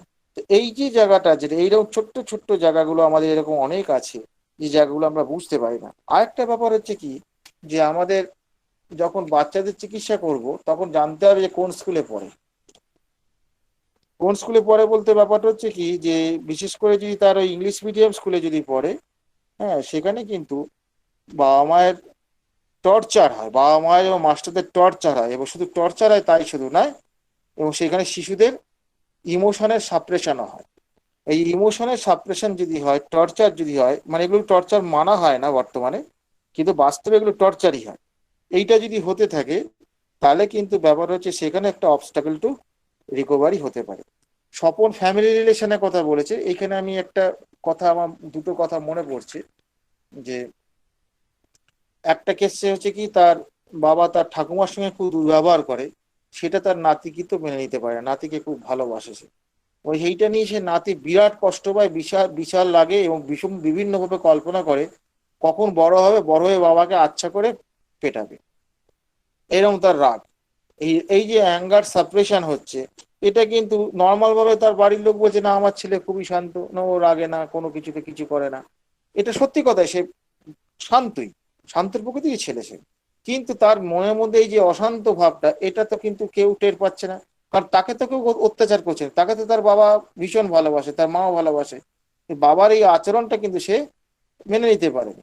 আবার এমনও দেখেছি এক পুলিশের অফিসারের আর কি মেয়ে, তার বাবা যে ঘুষ খায়, ঘুষের টাকায় যে তাদের এই বিলাস বাসন হচ্ছে, এইটা সে মন থেকে মেনে নিতে পারছে না। এখানে যদিও মেয়েটার একটা কনসিয়েন্সাস আমরা রুব্রিক পেয়ে গেলাম, কিন্তু এই যে ছোট্ট ছোট্ট জায়গাগুলো, তাই জীবনযাত্রার মধ্যে কোন পথে, কোন ফাঁকে, কোন গলিতে এটা লুকিয়ে আছে, এইটা কিন্তু শিক্ষা করা কিন্তু একদিনের ব্যাপার নয়। হ্যানিম্যান তো চার্ট দিয়ে চলে গেছেন, এবং এই চার্টের বাইরেও অনেক কিছু ঘটতে পারে। হ্যানিম্যান চার্ট দিয়েছেন মানে কি, আমাদের সতর্ক করেছেন যে এই জায়গা থেকে আমাদের হতে পারে, এর বাইরেও হতে পারে।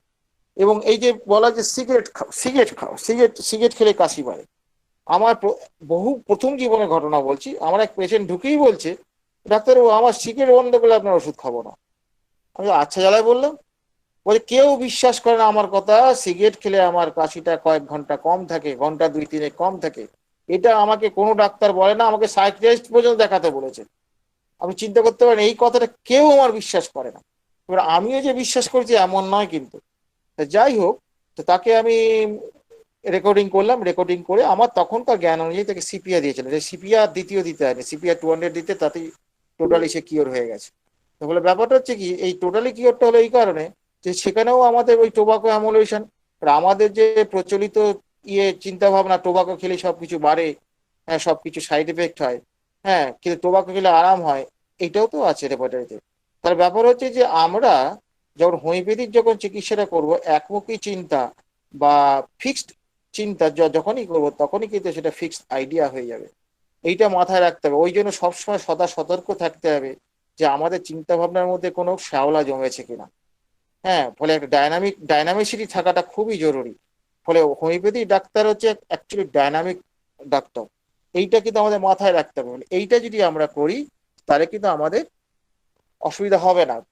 ফলে এই যে আমার একটা চরম শিক্ষা, যে এই যে সিগারেট খেলেও যে তার কাশি কমে, এই শিক্ষা আমি কি করে বোঝাবো। এমন শিক্ষাও পেয়েছি যে তার ওই তুষের তেল, হ্যাঁ রাইস ব্র্যানের তেল, সেটা খেলে পরে তার গ্যাস অম্বল হয়, প্রচন্ড অসুবিধা হয়।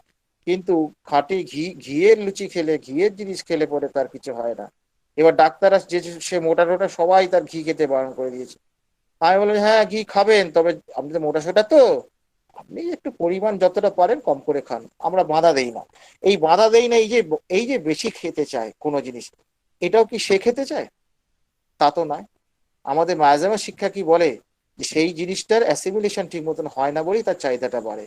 ফলে আমরা যদি অ্যান্টিমায়াজামেটিক যদি ওষুধ দেই, তার সঙ্গে যদি আমরা অবস্টাকল টু রিকভারি গুলোকে যদি আমরা কিছুটা ট্যাকেল করতে পারি, তাহলে কিন্তু তার এই ইচ্ছাটাও কিন্তু কমে যাবে। এবং বাস্তবে তাই পরবর্তীকালে কমেও গেছিল। পরবর্তীকালে সে কিন্তু ওই রাইস ব্র্যানের তেলও সে খেত এই কারণে, সে জানে যে ওটার মধ্যে প্রচুর ফ্যাট আছে। তাহলে ওই যে বইতে লেখা আছে যে ফ্যাট বেশি আছে, এত পার্সেন্টেজ আছে, অমুক পার্সেন্টেজ, এটা তোমার ক্ষতি করবে, এই ধারণাটাও সঠিক নয়। তার মানে কি, স্বতন্ত্রতা এমন একটা মাপকাঠি, এমন একটা বিষয় যা আমাদের প্রচলিত ধ্যান ধারণা, ফিক্সড ধারণাগুলো, এই ফিক্সড ধারণাগুলোকে কিন্তু আমাদের প্রতি মুহূর্তে চ্যালেঞ্জ করে বসবে। এটা আমাদের মাথায় রাখতে হবে। সেই জন্য আমরা চোখ কান খোলা রেখে পড়াশোনা করব, চোখ কান খোলা রেখে রোগীকে আমাদের মতামত দেবো, এইটা আমাদের ভাবতে হবে। আর একটা কথা হচ্ছে কি, যে তপন স্যার একটা কথা বলেছেন যে হায়ার পোটেশি দিয়ে প্যালিয়েশন সাপ্রেশন হতে পারে। শুধু তাই নয়, মৃত্যুও হতে পারে। মৃত্যু শুধুমাত্র সেই প্যাথোলজিক্যাল চেঞ্জ হয়ে গেছে, তার স্ট্রাকচারাল চেঞ্জ হয়ে গেছে, এইরকম ঘটনারই যে মৃত্যু হতে পারে তা নয়। ইভেন আমি অ্যাভোরিজমটা মনে করতে পারছি না, আমার মুখস্থ থাকে না বলে, সেটা হচ্ছে ইভেন একটা জায়গায় হ্যানিম্যান বলেছে যে লার্জ ডোজ যদি হয়ে যায়, হ্যাঁ হায়ার পোটেনশিয়াল লার্জ ডোজ যদি হয়ে যায়, তাতেও পেশেন্ট কিন্তু আলটিমেটলি মারা যেতে পারে। এই ব্যাপারে তিনি সতর্ক করেছেন। আর এই যে লার্জ ডোজ, মিনিমাম ডোজ, এইগুলো কিন্তু মানে আর কি জাস্টিফাই করা খুব সোজা কেস নয়। এবং আমরা দীর্ঘদিন আমি এটার উপর কাজ করছি, দীর্ঘদিন কাজ করে আজও স্বীকার করছি বহু জায়গায় আমি গন্ডগোল করে ফেলি। এটা বনি মর্ফিন বলেছিলেন স্যার, হ্যাঁ? লেসার কাজ নিয়ে হ্যাঁ? লেসার রাইটিং উনি বলেছিলেন যে লার্জ ডোজ কিল, স্মল ডোজ স্টিমুলেট, মানে এটা বনি মর্ফিন বলেছিলেন। বৈনিক হোসেন বলেছেন। আর আমাদের আর্নস্ট শুল্ট বলে দুজন বিজ্ঞানী আছে, তারা নোবেল প্রাইজ পেয়েছে এটার উপর করে। সেখানে বলছেন যে এই কেলে সূক্ষ্ম ডোজ হচ্ছে এক্সাইটরি নেচার, আর হচ্ছে ডোজ মানে আর কি স্মল ডোজ বলতে আর কি অ্যালোপ্যাথি যে সাধারণ ডোজ যেটা সেটা হচ্ছে ইনহিবিটরি নেচার, আর লার্জ ডোজ হচ্ছে ডিস্ট্রাকটিভ এর নেচার।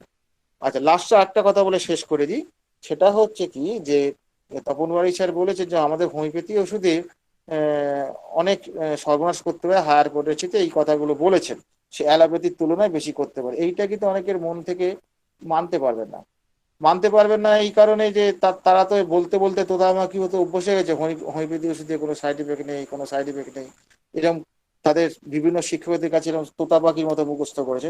একটু বাস্তব চিন্তাটা করি, এখানে কিন্তু আমাদের রাতুল স্যারও খুব ভালো বলেছেন সাধারণ ওষুধ আর অ্যান্টিবায়োটিক বা স্টেরয়েড এইসব ড্রাগগুলোর মধ্যে পার্থক্য করে ডিফারেন্সটা বুঝিয়েছেন যে কোন ক্ষেত্রে কোনটা বেশি ক্ষতি করবে, এটা তো তিনি বলেইছেন। এইবার তাহলে কি হচ্ছে যে ক্ষতিটা কেন করবে? অ্যালোপ্যাথিক সিস্টেম অফ মেডিসিন যেটা, সেখানে টার্গেট সেল থাকে, টার্গেট অর্গান থাকে, ফলে ব্যাপারটা হচ্ছে যে মোটামুটি সেই জায়গাটা সে ক্ষয়ক্ষতি করে আর কোল্যাটারাল ক্ষতিটা তুলনামূলক করে।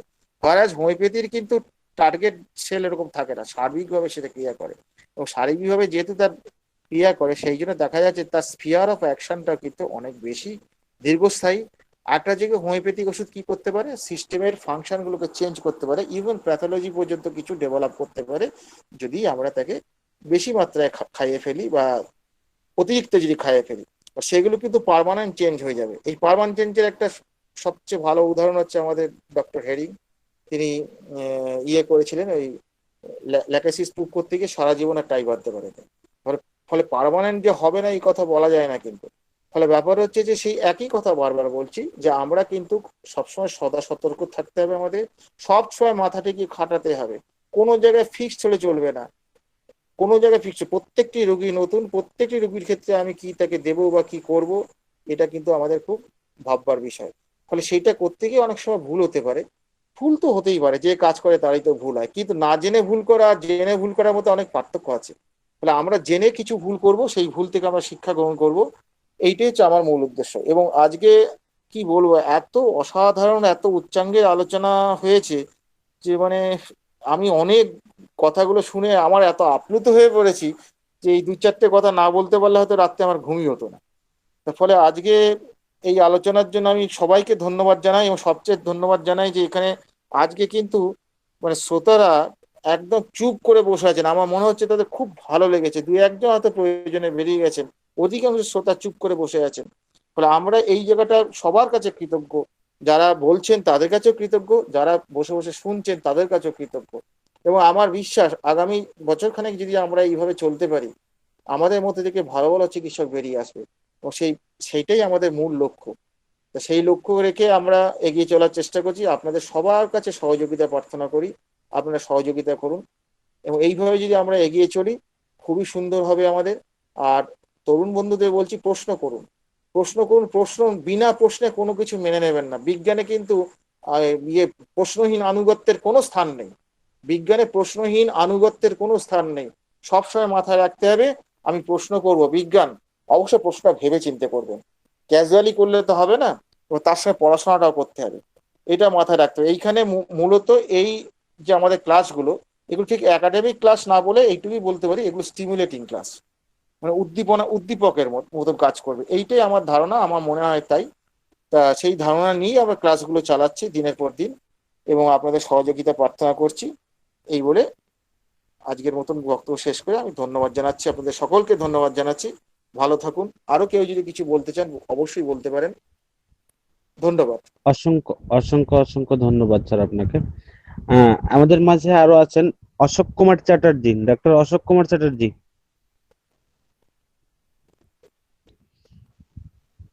Doctor Ashok Kumar Chatterjee sir.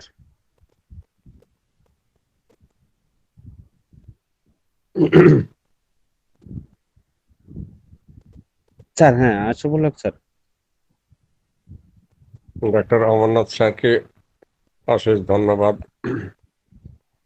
আজকে আমাদের সকল স্যারের আলোচনায় সত্যি খুব প্রাণবন্ত, অসাধারণ।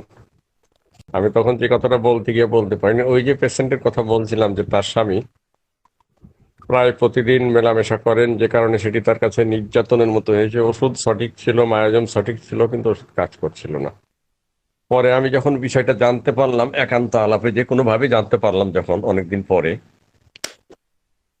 তখন ওনাকে বললাম যে আপনি একটা কথা অনেস্টলি স্বীকার করবেন। ওনার বউকে এবং ওনাকে সামনাসামনি বসালাম যে আপনার যতটুকু যৌন চাহিদা বা যতটুকু ক্ষমতা তার চেয়ে অনেক বেশি ব্যবহার হয় আপনার স্বামীর দ্বারা। ওনার স্বামীকে বললাম যে আপনি কি তার চেয়ে অনেক বেশি ওনার ওনার কাছে অত্যাচার হয়ে যায়, এটা আপনি কি বুঝতে পারেন? তো উনি অনেস্টলি বললো যে হ্যাঁ। মহিলাও স্বীকার করলো যে হ্যাঁ। আমি বললাম যে আপনার এই যে ভালো না হওয়ার পিছনে বা অসুস্থ হওয়ার পিছনে কি এইটি একটি বিশেষ কারণ? কয় স্যার এটিই কারণ। আপনি এটা বুঝলেন কিভাবে? আমি যেভাবে বুঝছি। পরে ওনাকে বললাম আপনাকে তো এই জায়গাটা কনসিডার করতে হবে, কারণ ট্রিটমেন্ট করে লাভ হবে না। ওই যে রাতুল স্যার যেটা বলছিলেন যে তার সুবিধা পরিবেশটা দিতে হবে। তারপরে সে আস্তে আস্তে সুস্থ, এখন প্রায় সুস্থ। ওষুধ নির্বাচন করেছিলাম আমি কার্সিনোসিন, সুস্থ। এইরকম অনেক সময় দেখা যায় যে এরকম একজন পেশেন্টের গল্প বলিয়ে তরুণ শিক্ষার্থী বন্ধুদের উদ্দেশ্যে, যে হাজবেন্ড নতুন বিয়ে করে অল্প দিন পরে বিদেশ গেছে। তো মহিলা তার কিছুদিন পরের থেকে কোষ্ঠবদ্ধতা এবং সাদস্রাবে ভুগছে, মাঝে মাঝে জ্বরও হয়, জ্বরটা প্রায় ক্রনিক হয়ে যাচ্ছে। ওষুধ সঠিক আছে কিন্তু কাজ করছে না, কাজ করে কাজ ছেড়ে দেয়। এই যে পরিবেশের মূল্য কতটা, এই প্রতিবন্ধকতা সৃষ্টি করে কতটা কিছু জিনিস, সেটির উদাহরণ এক সময় পরামর্শ দেওয়া হলো যে হাজবেন্ড এসে বাংলাদেশে থাকবে লম্বা সময়। কারণ মহিলাকে জিজ্ঞাসায় পাওয়া গেল এই যে তোমার হাজবেন্ড দীর্ঘদিন বাইরে, তুমি মাঝে মাঝে কি ফোনে তার সাথে খুব বেশি মান অভিমান, কান্নাকাটি, মন খারাপ? তো বলছে হ্যাঁ। হাজবেন্ডকে পরামর্শ দেওয়া হলো সে বাংলাদেশে এসে থাকবে। হাজবেন্ড বাংলাদেশে এসে আছে, আগের ওষুধই, শুধু একটু শক্তি পরিবর্তন। এখন কিন্তু সে সুস্থ হয়ে গেছে, নাই সমস্যা নাই। আসলে এই যে তার হাজবেন্ড বাইরে, তার যে বেদনা, বিরহ, কষ্ট, এটাই তাকে অসুস্থ করে তুলছে বারবার। ওষুধ কাজ করছে, কাজ ছেড়ে দিচ্ছে। তার মানে এই যে খাওয়া দাওয়া যেমন, পরিবেশ যেমন, এগুলো সবগুলোই সহায়ক, আবার সবগুলোই অনেক সময় প্রতিবন্ধকতা সৃষ্টি করে। তো প্রতিবন্ধক যেগুলো, সেগুলো দূর করতে হবে চিকিৎসার সাথে সাথে, সেগুলোর গুরুত্ব অপরিসীম। সত্যি রাতুল স্যার এই কথাটা তুলে আজকে খুব ভালো করেছেন। এই কি মানে খুবই ভাববার বিষয়, এবং এটি খুব গভীর একটা দর্শন।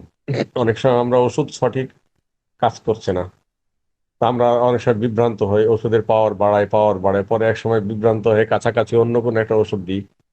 কিন্তু এই বিষয়গুলো যদি আমরা খেয়াল রাখি, তা আমার নির্বাচন তো সঠিক আছে। দেখা যায় এই ছোট্ট বিষয়গুলো যদি আমরা খেয়াল রাখি, গভীর বিষয়গুলো যদি আমরা খেয়াল রাখি, তাহলে হয় কি, ওই যে হাজবেন্ডকে পরামর্শ দেওয়া হলো তুমি বাংলাদেশে এসে থাকো, এই যে ওই হাজবেন্ডকে পরামর্শ দেওয়া হলো তুমি এত অতিরিক্ত মেলামেশা না করে একটু ছাড় দাও, ট্রিটমেন্ট ঠিক আছে, রোগী সুস্থ হয়ে যাচ্ছে। স্যার আপনার আপনি সাফল্য এবং পরাজয় নির্ভর করতে অনেক সময় সাফল্য এবং পরাজয় নির্ভর করে এই সূক্ষ্ম দিকগুলো দিকে খেয়াল করা বা না করার উপরে। হ্যাঁ, কি জানি বললেন স্যার? স্যার ওই ওই গল্পটা বলেন যে ওই স্বামী ওই 9 বছর থেকে বিদেশে আছে আর আপনার কাছে আসছিল ওই বাচ্চা হওয়ার জন্য।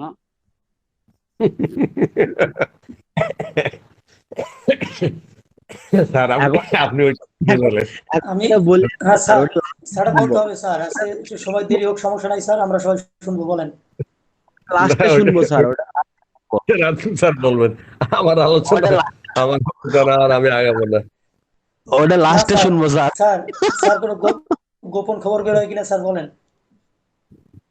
তো স্যার আলোচনা চলতে থাকুক, আমি আপাতত লাস্টে বলবো, অবসরে লাস্টে শুনবো, লাস্টে শুনবো স্যার। স্যার পালিয়ে যাবেন না স্যার, লাস্ট খুব সুন্দর বলছেন। এটা ভুল বা সঠিক নির্ধারিত ও ধরনের কোনো একটি ঔষধের দীর্ঘকাল স্থায়ী যথেষ্ট ব্যবহারের ফলশ্রুতি মাত্র। এসব ক্ষেত্রে ওষুধ লক্ষণগুলো দূর না হওয়া পর্যন্ত আমাদের কোনো ওষুধ নির্বাচন করা উচিত নয়। অনেক ক্ষেত্রে শুধু প্লাসিবোই রোগের আরোগ্যর পক্ষে যথেষ্ট। যদি তা নাও হয়, তবুও ওষুধজনিত রোগের প্রস্থান ঘটলে তবেই মূল রোগ ওষুধগুলো প্রকট হবে, এবং কখনোই রোগী লক্ষণ সমষ্টির উপর নির্ভর করে আমরা নতুন ওষুধ নির্বাচন করতে পারবো। হোমিওপ্যাথিতে অ্যাস্ট্রোজেনিক রোগের চিকিৎসায় কৃত্রিম ওষুধ রোগ সম্পর্কে জ্ঞান এভাবে আমাদের প্রভৃতি সাহায্য করে। সাধারণভাবে বলা যায় দেহের সর্বত্র ক্রিয়াশীল ওষুধগুলো সম্পর্কে সম্পূর্ণ জ্ঞান লাভ করলেই অধিকাংশ জটিল বা পুরাতন রোগীতে, এমনকি সবচেয়ে দুরারোগ্য কৃত্রিম জটিল রোগীতেও আমরা সেগুলোকে নিঃসংকোচিত্তে ব্যবহার করতে পারবো। স্বাভাবিক রোগের চিকিৎসায় এবং আরোগ্য কৃত্রিম ওষুধ রোগ সম্পর্কে সুগভীর জ্ঞান একান্ত প্রয়োজন। এটা একটা কাঁটা দিয়ে কাঁটা তোলার মতো। যে কাঁটাটি তুলতে হবে সেটি হলো স্বাভাবিক রোগ। ওষুধ রোগ হলো আরো শক্তিশালী কাঁটা দিয়ে আগের কাঁটাটি তুলতে হবে। তাই ওষুধ রোগের সমস্ত বৃত্তান্তই আমাদের মনে রাখা দরকার। কাজটি নিঃসন্দেহে শক্ত, কিন্তু হোমিওপ্যাথিক রোগ আরোগ্যর এটাই হলো একমাত্র সম্ভাব্য পথ। পথটি দুর্গম, কষ্টকর বলেই আমরা এই পথটি পরিত্যাগ করব, মোটেই নয়। ওষুধ কৃত্রিম রোগ সম্পর্কে আমাদের পুরোপুরি জ্ঞান প্রথমেই অর্জন করতে হবে। ধন্যবাদ স্যার, আমি বেশি বলতে পারবো না, ক্ষমা করবেন সকলেই। স্যার, আপনি খুবই সুন্দর কথা বলেছেন স্যার। আমি শেষ কথা বলতে চাই, আপনাদের সবার প্রতি সম্মান রেখে আমাদের সদস্য সংখ্যা কমতে কমতে 48 নেমে আসছে। প্রতিটা ঔষধ লক্ষণ তৈরি করে, অর্থাৎ ঔষধের অ্যাবিউজ, অপব্যবহার শরীরে কিছু প্রতিক্রিয়া সৃষ্টি করে। এটা কিন্তু আমরা সবাই বুঝি, সবাই জানি। এবং আমরা যদি বিষয়টা গভীরতম ভাবে ভাবি, তাহলে কিন্তু বিষয়টা অনেক কঠিন একটা বিষয়। দেখেন, আমাদের কাছে রুগী আসে, যে রুগীগুলোর 75%, আমি কম বললাম, বিভিন্ন রোগের জন্য কিন্তু বিভিন্ন অ্যালোপ্যাথি ওষুধ খায়। যেমন একটা রুগী 5 বছর থেকে হাঁপানির ওষুধ খাচ্ছে, ইনহেলার নিচ্ছে, অথবা সে থাইরয়েডের ওষুধ খাচ্ছে, অথবা সে বাতের ওষুধ খাচ্ছে। এরকম রুগী কিন্তু আমাদের কাছে নিয়মিত আসে, অথবা প্রেশারের ওষুধ খাচ্ছে, আছেই তো। এগুলোর কি সাইড ইফেক্ট নাই? আমরা কিন্তু একটা বারও এইগুলো ভাবি না। যে রুগীটা আজকে 15 বছর থেকে অ্যামডোক্যাল খায়, অ্যামডোক্যাল 50 অ্যালোপ্যাথি ওষুধ খায় প্রেশারের জন্য, আমাদের উচিত যে ওই প্রেশারের ওষুধ খাওয়াতে কি কি সাইড ইফেক্ট গুলো সৃষ্টি হয় সেইটা সম্পর্কে জ্ঞান অর্জন করা। আমরা অ্যালোপ্যাথিকে তুচ্ছ তাচ্ছিল্য করি, তো তুচ্ছ তাচ্ছিল্য। অ্যালোপ্যাথি এমন বড় কোনো সিস্টেম নয়, আধুনিকতম সিস্টেম হচ্ছে হোমিওপ্যাথি। কিন্তু অ্যালোপ্যাথি আমাদের আরোগ্যের ক্ষেত্রে, রোগী আরোগ্যের ক্ষেত্রে বড় একটা ব্যারিয়ার। এবং ব্যারিয়ার গুলো অ্যালোপ্যাথিক ঔষধগুলোর কৃত্রিম শক্তি। একটা রোগী দিনের পর দিন, মাসের পর মাস, বছরের পর বছর সে বিভিন্ন ধরনের স্টেরয়েড নিচ্ছে, বিভিন্ন ধরনের অ্যালোপ্যাথি ওষুধ খাচ্ছে, বাধ্য হয়ে খাচ্ছে, হাঁপানির ওষুধ খাচ্ছে, হাইপার টেনশনের ওষুধ খাচ্ছে, খাইতেই তো আছে। কত নাম বলবো, নামের শেষ নাই, সীমা নাই। ওগুলোর তো সাইড ইফেক্ট সে কিছু সাফার করছেই। সেগুলো যদি আমরা না জানি যে এই ওষুধগুলো অ্যামডোক্যালের সাইড ইফেক্ট গুলো কি কি হয়, এইটা যদি আমরা না বুঝি, তাহলে কিন্তু আমরাই ক্ষতিগ্রস্ত হব। একটা শোথের রুগী, যে রুগীটা আপনার ডায়াবেটিক খায়, যার পেশাব ঘন ঘন হবে, ডায়াবেটিক খালি প্রেশার ঘন ঘন হবে, এটা একেবারে স্বাভাবিক ঘটনা, এবং শোথ হবে না। ওই রুগীটা আপনার কাছে এসে যদি বলে যে আমার ঘন ঘন পেশাব হয়, আপনি এটাকে লক্ষণ নিয়ে বসে থাকলেন। আপনার যদি অ্যালোপ্যাথি সম্পর্কে ধারণা না থাকে, তো এইটাকে তো আপনার কাছে গুরুত্বপূর্ণ লক্ষণ হইতেই পারে। তাতে আবার আরেকটা বড় সমস্যা, যেটা সার্বজনীন সমস্যা, দুনিয়ার সবাই স্বীকার করে, অ্যালোপ্যাথি ডাক্তাররা এবং অ্যালোপ্যাথি ডাক্তারদের লিটারেচার গুলোতে সাইড ইফেক্ট মিথ্যা লেখা থাকে। এইটা হলো সবচাইতে বড় কথা। খোদার কসম করে বলছি, আজকে 13 তারিখ রাত্রি 1টা বাজছে, বাংলাদেশে এমন কিছু ওষুধ ব্যবহার করা হয় যে ওষুধগুলো অন্য কোনো দেশে ব্যবহার করা হয় না। যেমন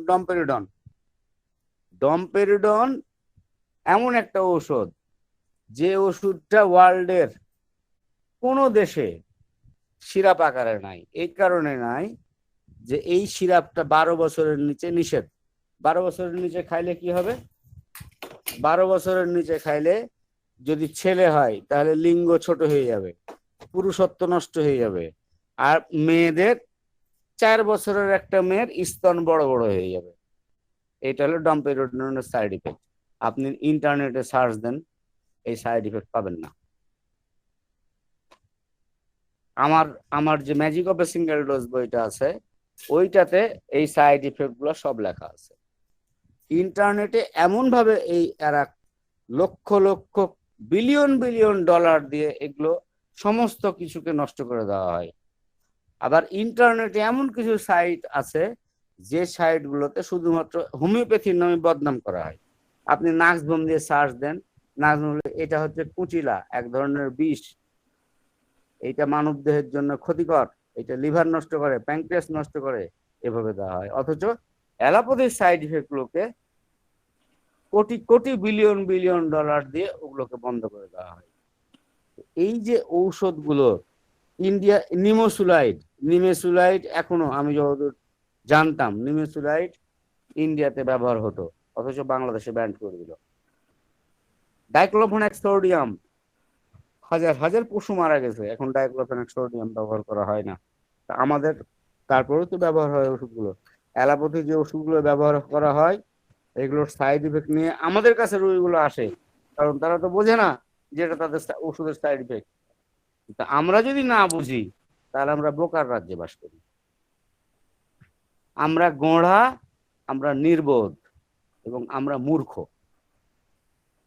আমার মনে হয় যে এই বিষয়গুলোতেও জ্ঞান অর্জন করা প্রত্যেকটা হোমিওপ্যাথি ডাক্তারের জরুরি। বিশেষ করে যে সমস্ত কমন ড্রাগ গুলো অ্যালোপ্যাথি ডাক্তাররা ব্যবহার করে, সেই ওষুধগুলোর সাইড ইফেক্ট গুলো আমাদের জানা খুবই খুবই খুবই জরুরি, এবং যে সাইড ইফেক্ট নিয়ে রোগীরা আসে।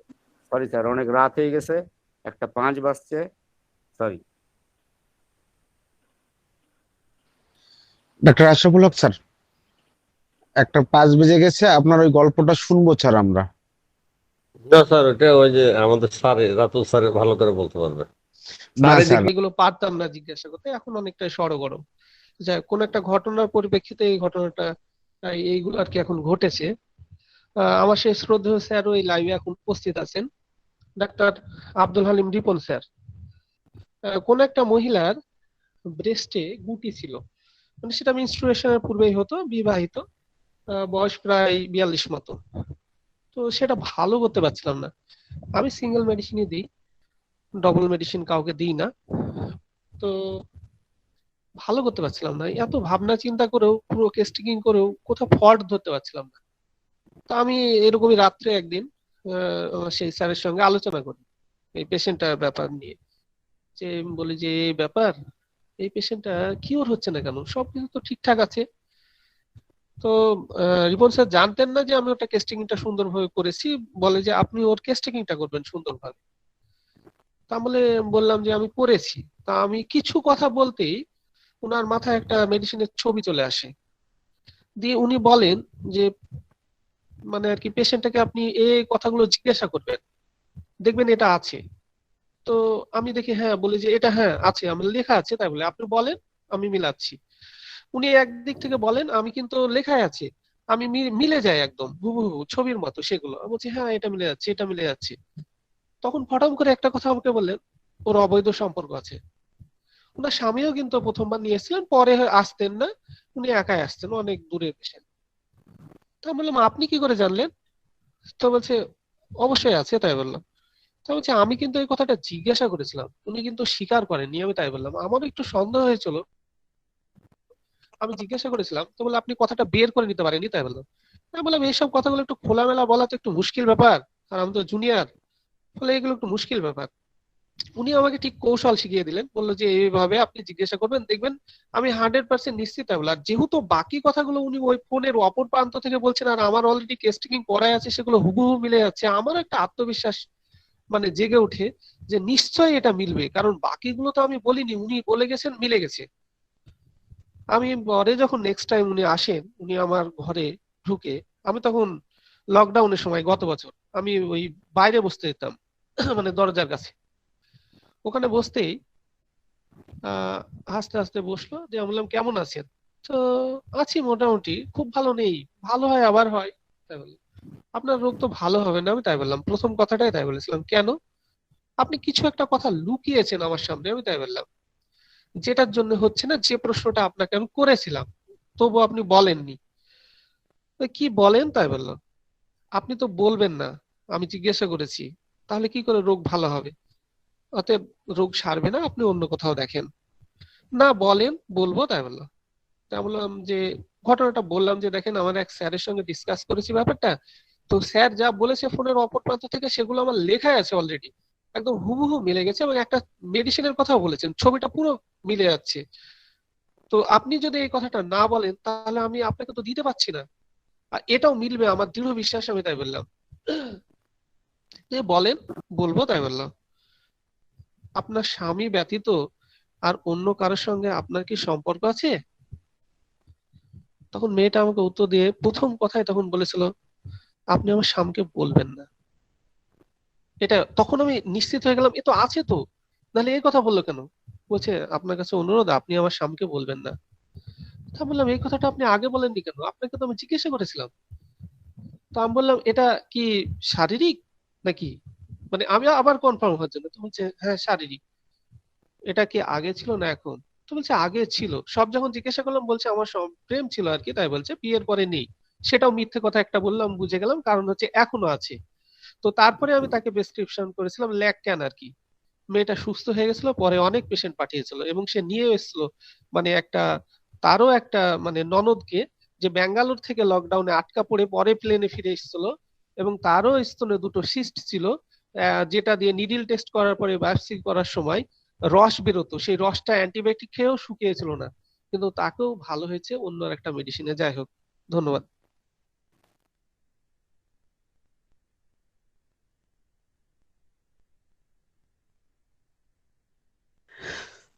স্যার আর কেউ কিছু বলবেন?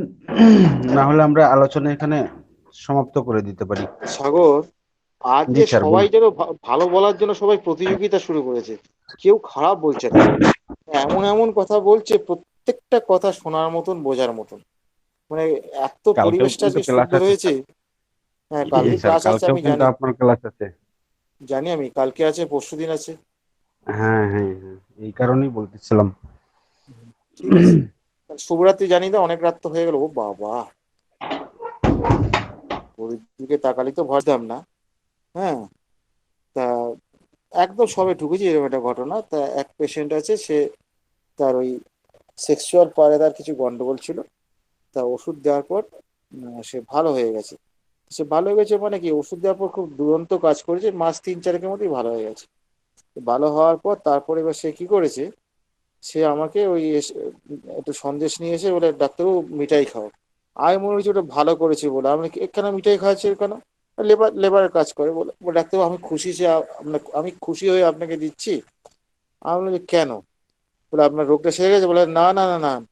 হ্যাঁ হ্যাঁ, বলে खतरे में, একটু গাঁয়ের লোক তো, खतरे में লিখা মেরা লেরকা হুয়া। আর खतरे में মানে সেটা বুঝতে পারিনি আমি, খত মানে বুঝতে পারিনি, खतरे में বলেছে। এবার আমি তাকে জিজ্ঞেস করছি এটা কি বলছেন, সে আর বাংলা ভালো বলতে পারে না। তা যাই হোক, যা করে তার এক বন্ধুকে ডেকে এনেছি, তখন বলছে, সে আবার বাংলা হিন্দি মিশিয়ে বলেছে, চিঠি মে লিখা হ্যায় উসকো লেরকা হুয়া। হ্যাঁ, সে আবার ভালো করে বললো আমাকে বুঝিয়ে, ওই লেরকা হয়েছে বলে আপনাকে মিঠাই দিচ্ছি। এবার আমি তো হাসতে শুরু করেছি। হ্যাঁ, মানে হাসি আর আমার বন্ধ হচ্ছে না, যে চিঠিতে কি করে বাচ্চা হলো। সেটা খুব হাসির ব্যাপার হয়েছিল, যদিও তার কিন্তু ইয়ে নেই, মানে তার ওই অ্যাকচুয়ালি তার ইম্পর্টেন্সই ছিল। এইটা তার সামনে আর ভেঙে বলিনি, তাহলে এখন বাড়িতে গিয়ে তো বিশাল ঝামেলা হয়ে যাবে। তো যাই হোক, এটা তার হওয়ার কথা না, কিভাবে হলো সেটা আমি আজও বুঝতে পারিনি। এটা যদি আমাদের আশরাফুল স্যার একটু ভেঙে বুঝিয়ে দেন তাহলে খুব ভালো হয়, কারণ আমি তাকে যখন দেখছি বছর দুয়েক ধরে তার ইম্পর্টেন্সই চলছে। এইটা আর কি জানালাম আশরাফুল স্যারের কাছে, যদি কোনো রহস্য থাকে বা কোনো উপায় থাকে একটু যদি ভেঙে বুঝিয়ে দেন খুব ভালো হয়। আর আমাদের অঞ্চলে কুমিল্লা থেকে এক হুজুর এসে চাকরি করতো মসজিদে, এই 1.5 বছর ধরে বাড়ি যায়নি, কিন্তু চিঠি এসছে আর বাচ্চা এসে। তেন একজন জিজ্ঞেস করছে, হুজুর আপনি 1.5 বছর ধরে এখানে, বাচ্চা হলো মাত্র 9 মাস, ঘটনা কি? কয় গামছা ভিজিয়ে পাঠাইছিলাম। হ্যাঁ, এই গামছা দিয়ে নাকি বউ শরীর মুছছে, তাতে বাচ্চা হয়েছে। তো এরকম হয় স্যার অনেক সময়। হয় এরকম না? ও তাহলে ঠিক আছে। ভিজা গামছা, এখান থেকে হুজুরে গামছা ভিজিয়ে পাঠাইছিল, তাইতে বউ গা মুছছে, তাতে বাচ্চা হয়েছে। হ্যাঁ, এটা আনকমন অসম্ভব। পিকুলার, এটা আনকমন পিকুলার। জি স্যার। লাফালাফি করলেও হয়।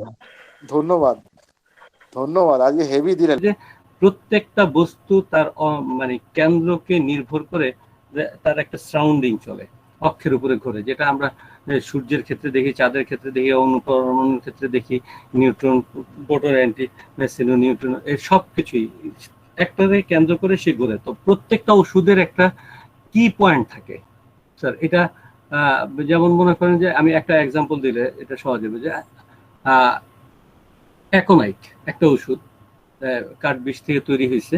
অ্যাকোনাইটের কি পয়েন্ট কি? প্রচন্ড গরম, প্রচন্ড শীতের প্রকোপ। এখন যতগুলো সিমটমই আপনি স্যার দেখবেন অ্যাকোনাইটের, প্রত্যেকটা সিমটম মানে একক লক্ষণগুলো যদি তাকান, তাহলে দেখবেন যে স্যার এই যে ভিতরে বয়েলিং একটা সেন্সেশন, অ্যাকোনাইটের প্রচুর বয়েলিং সেন্সেশন, এর থেকে সে ঠান্ডা পানি খাওয়ার একটা টেন্ডেন্সি, ঠান্ডা পানি খেলেই ওই জায়গায় ইনফ্লামেশন তৈরি হয়।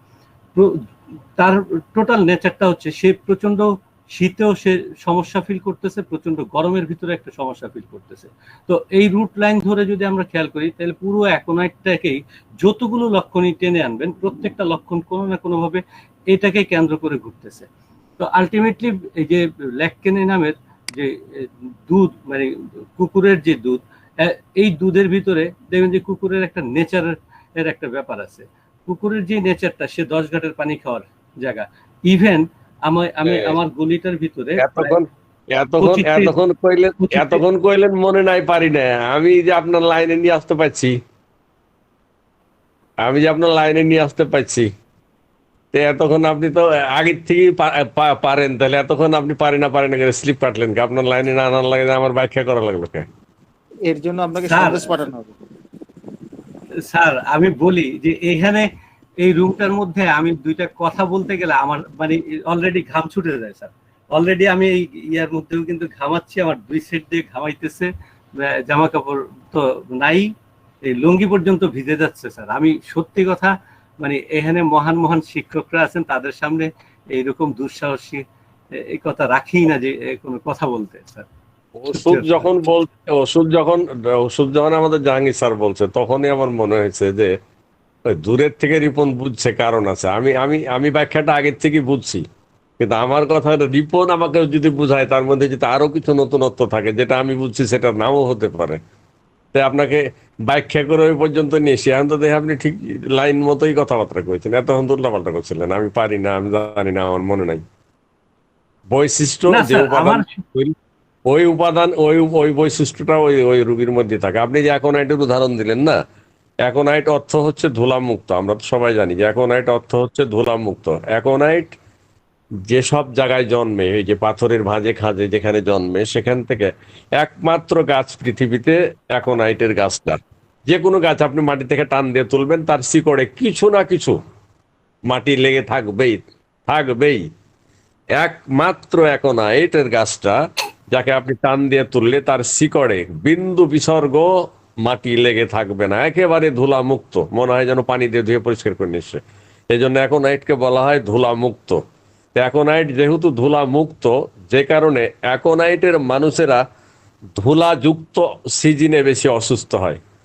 যেহেতু অ্যাকোনাইট ধুলা মুক্ত, তাই সে ধুলা মুক্ত সিজনে ভালো থাকে, কিন্তু ধুলাযুক্ত সিজনে অসুস্থ হয়। যে কারণে অ্যাকোনাইটের অসুস্থতার মূল সময়টা হচ্ছে শীতকাল। শীতকালে কিন্তু শুষ্ক ঠান্ডা আবহাওয়া থাকে, যখন ভেজা আবহাওয়া থাকে না, যে কারণে ধুলা প্রচুর পরিমাণে উড়ে ধুলা থাকে। এই ধুলাযুক্ত সিজনে অ্যাকোনাইট অসুস্থ হয়। আমি একটা বই শুধু পেয়েছিলাম, অ্যাকোনাইট অর্থ ধুলা মুক্ত। এই ধুলা মুক্ত দিয়ে কি বুঝাইতে চাইছে আমি অনেকদিন ভাবছি, পরে আমি বের করেছি।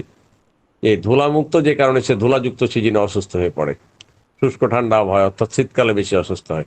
তো স্যার হ্যানিম্যান এমন একজন বিজ্ঞানী, উনি এমন একটা বিজ্ঞান আবিষ্কার করে রেখেছে, তার প্রত্যেকটা ওষুধের নামের মধ্যে, তার তৈরি যে উপাদান থেকে তৈরি, সেই উপাদানের মধ্যে একেবারে পরতে পরতে সদৃশ সদৃশ সদৃশ। এই যে আপনি এতক্ষণ লাইনে এসে বললেন কুকুরের চরিত্র তার জীবনে সে একাধিক জায়গায় মিশে, তো এই কুকুরের কোনো উপাদান থেকে তৈরিকৃত ওষুধের রোগীদের মধ্যে এরকম বৈশিষ্ট্য থাকতেই পারে। আমি সেইটাই আপনার থেকে শুনতে চাচ্ছিলাম, যে কারণে আপনাকে ওই পর্যন্ত ঠেলে নিয়ে এলাম যে কোন উপাদান থেকে তৈরি, উপাদানের বৈশিষ্ট্য রোগীর মধ্যে থাকার। স্যার আমি বলি যে আমি ল্যাকটেনাম এবং ল্যাকডিফোলিয়া এই দুইটা ওষুধ পড়তে গিয়ে আমি যে বিষয়টা নিয়েছিলাম সেটা হচ্ছে যে আমার গলির মধ্যে স্টিল নাও 18 থেকে 20টা কুকুর মানে এইখানে হাঁটাহাঁটি করে এবং কিছুদিন পর পরই দেখি যে বাচ্চা দেয়, এগুলো অবস্থা এরকম। তো এই যে বাচ্চাটা দিচ্ছে আমি খুব ভালো দেখছি যে মানে এর সাথে সেক্সের জায়গাটা এরকম একটা পর্যায়ে যে সে তার মানে বাচ্চাটাই মার সাথে সেক্স করছে একটা সময় পরে। আমি এরকম ঘটনাগুলো বহু দেখছি। তো সে আসলে কোনো ব্যক্তি বিশেষে নির্বাচন করে না, যেটা আমরা অনেক সময় স্ট্যাটিস্টিকের ক্ষেত্রে বলি যে সে মানে কাউকেই বাঁচে না, বুড়ি কুড়ি থেকে বুড়ি সবাই তার মানে আইটেম, মানে এই জায়গায় কোনো পছন্দ অপছন্দের বিষয় না। ঠিক স্যার, এই ল্যাকটেনামের চরিত্রের একটা বৈশিষ্ট্য কিন্তু এইটা যে তার ভাদ্র মাস আসছে, সে রাস্তার মধ্যে মানুষ থাকলেই কি আর না থাকলেই কি সে কিন্তু জোড়া বাঁধবেই স্যার। হ্যাঁ, এবং সেই ক্ষেত্রে তার সন্তান হোক আর নিজেই হোক জোড়া বাঁধবেই স্যার।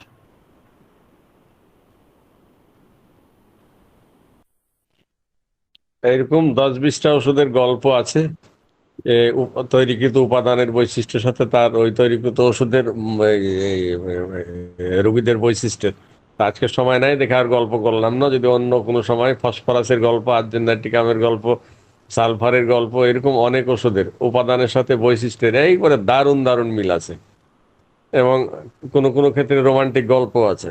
এইগুলো আমি করি কি, যখন অবসর সময় পাই তখন বৈশা বৈশা ওই হিসেব নিকেশ করি এটা কোন উপাদান থেকে। ওই যে শহীদুল্লাহ স্যার খানিক আগে বলছিল যখন অ্যালুমিনিয়াম মাটি খাওয়া বন্ধ করে, আমি একটা বই পড়ছিলাম যে অনেকগুলো অ্যালুমিনিয়াম যেগুলো সবগুলো ওই এর মধ্যেই মাটি আছে, তো যে কারণে এরা ওই মাটির চুটি খেতে ভালোবাসে।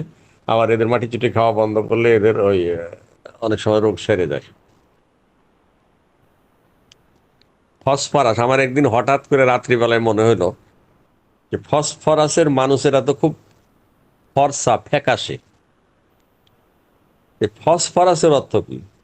তো রেপার্টরি চাপ দিয়ে দেখলাম, ওই সরি এই কি বলে ওটাকে, অভিধান চাপ দিয়ে দেখলাম যে ফসফরাস অর্থ কি।